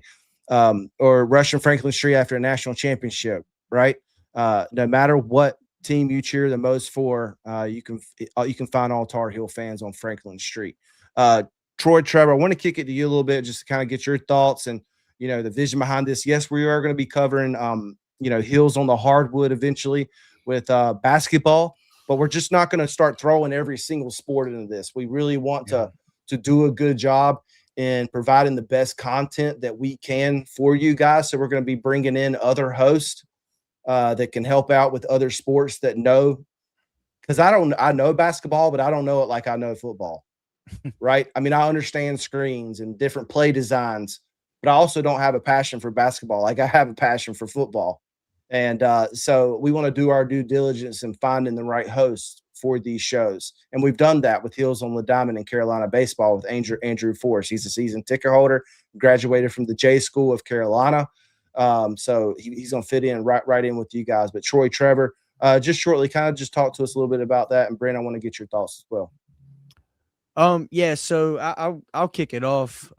We had sat down and talked about, when Chris, you had joined the Tar Pit on, us dedicating this to just solely Carolina football. That was where we were at with it. But all of us, to tell you the truth, we follow more than just Carolina football, and we have a passion for other sports as well. I remember growing up and hearing my dad scream at the TV in 2005, screaming for Sean May to get a rebound in the NCAA tournament when they went on to win a national championship against Illinois. So, the passion for all Carolina sports. Carolina's got a rich athletic department. And not just revenue generating sports, but Olympic sports as well, and women's field hockey, women's soccer, everything, men's lacrosse, women's lacrosse. I'm sure I'm missing quite a few other national championship winning programs, but nonetheless, we have a passion for it. And I want to put an emphasis that the Tar Pit is going to stay the same. This is something that I started 4 years ago, the Tar Pit podcast, and it is something that I love. I love talking football. It's where my passion is, deep down, being that I played it all of my life, and just I love college football. I love Carolina football. So I do want to put an emphasis on it that nothing about the Tar Pit will change. We are branding underneath, I guess you could say branding, but we're gonna be underneath Heels on Franklin to bring a more wider versed Carolina content to all of our viewers, I guess you could say. Chris, is that a good explanation for it? Yes. Sorry, I was reading something on the side. No, you're good, bud. I'm excited about it. I really, really am. I watch every Carolina basketball game. I'm excited for Andrew's show with Heels on the Diamond. We've got a great baseball program at Carolina that's up and coming. I think we're there. I think it's a sleeping giant. I think we got a chance to make it back to Omaha and win the whole damn thing here soon. I really, really do. But I'm excited for it. Excited to keep growing the Tar Pit, and excited to be with Heels on Franklin, and the show goes on. We keep moving. Trevor, get in here a little bit, and then Bryn. Yeah, I'm gonna say we want to take it to another level, right? Yep. And we want to put out good content. And if you know us well enough, we don't like half-assing stuff. So when you speak about bringing hosts and getting people for different basketball, like we want to do more. We're all fans of all this. We love this university, all these different sports and things, but we want to do it right. Right. So we were like, we're not going to get on here and start talking about it. We're not going to half-ass anything. You know, I've played baseball since I was 3 years old. I watch all the games and stuff, but Andrew knows a hell of a lot more about Carolina baseball than I do, just to be real, you know, when it comes to that stuff. So we're going to go out there and we want to put out good stuff for you guys and not bullcrap stuff. So I'm excited about it, man. I'm excited to see it grow. We all work together. We all put out good stuff. And I mean, Chris, you're playing the huge role in producing all this stuff, and it's going to be fun. I know how talented you are, man. It's going to be fun to watch.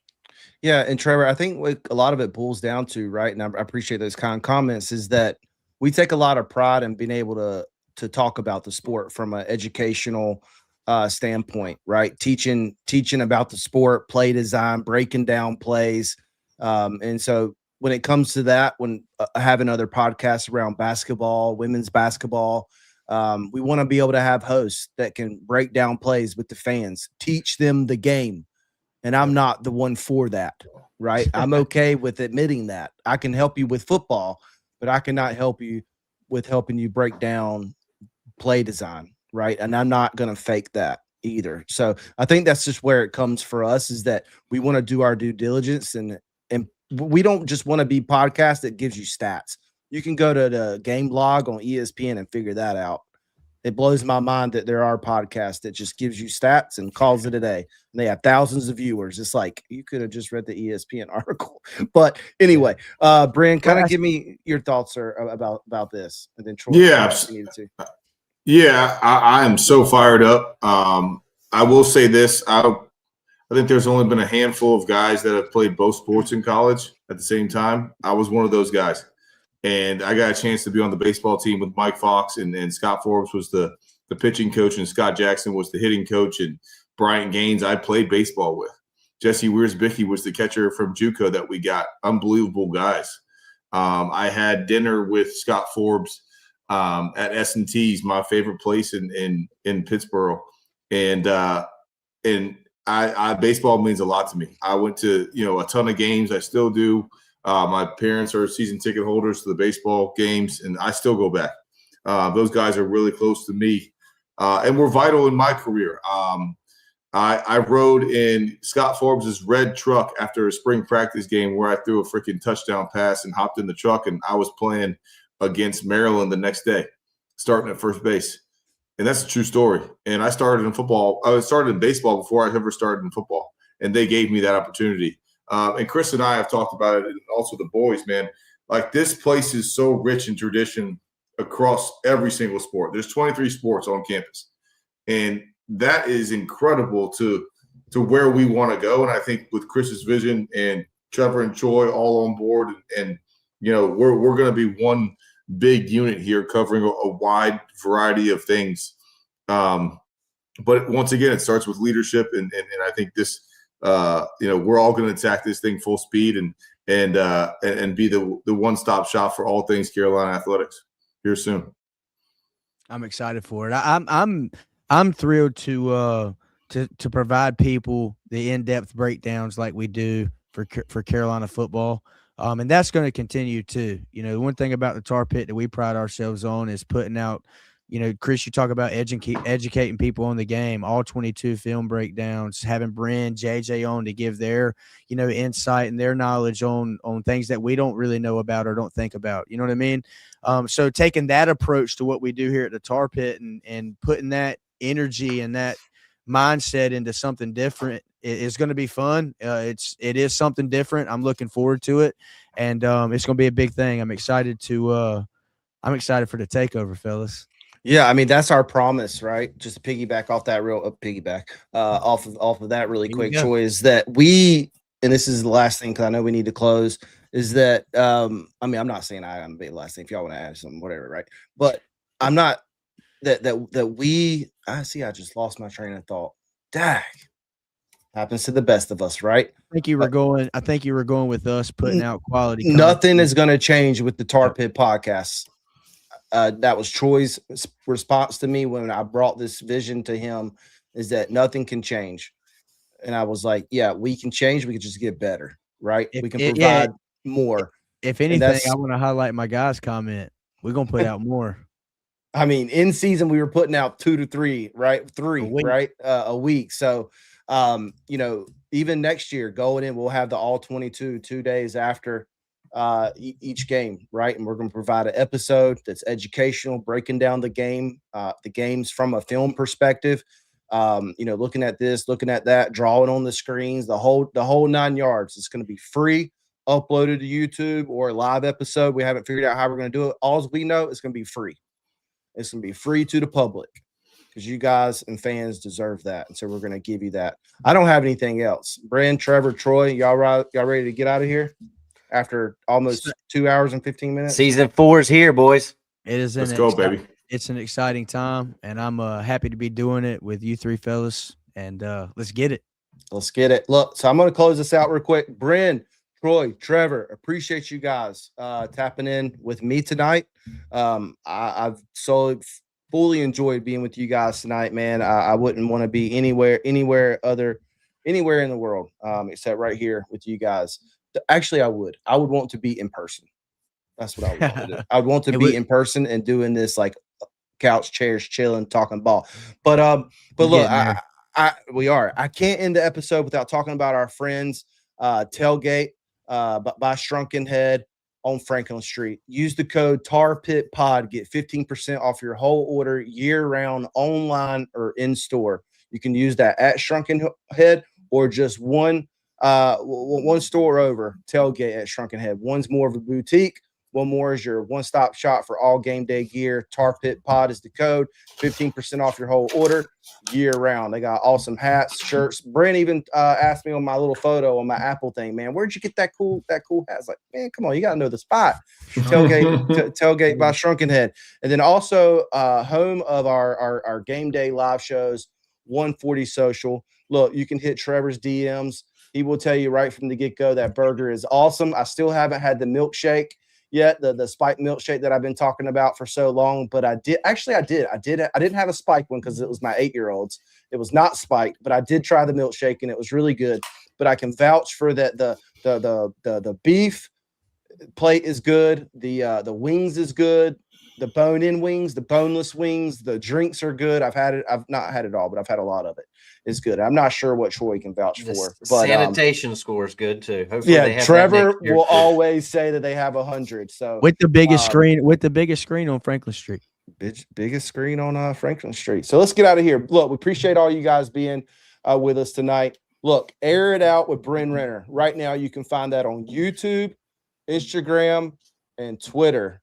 Go there's nothing to like yet, but just go follow it and subscribe to it.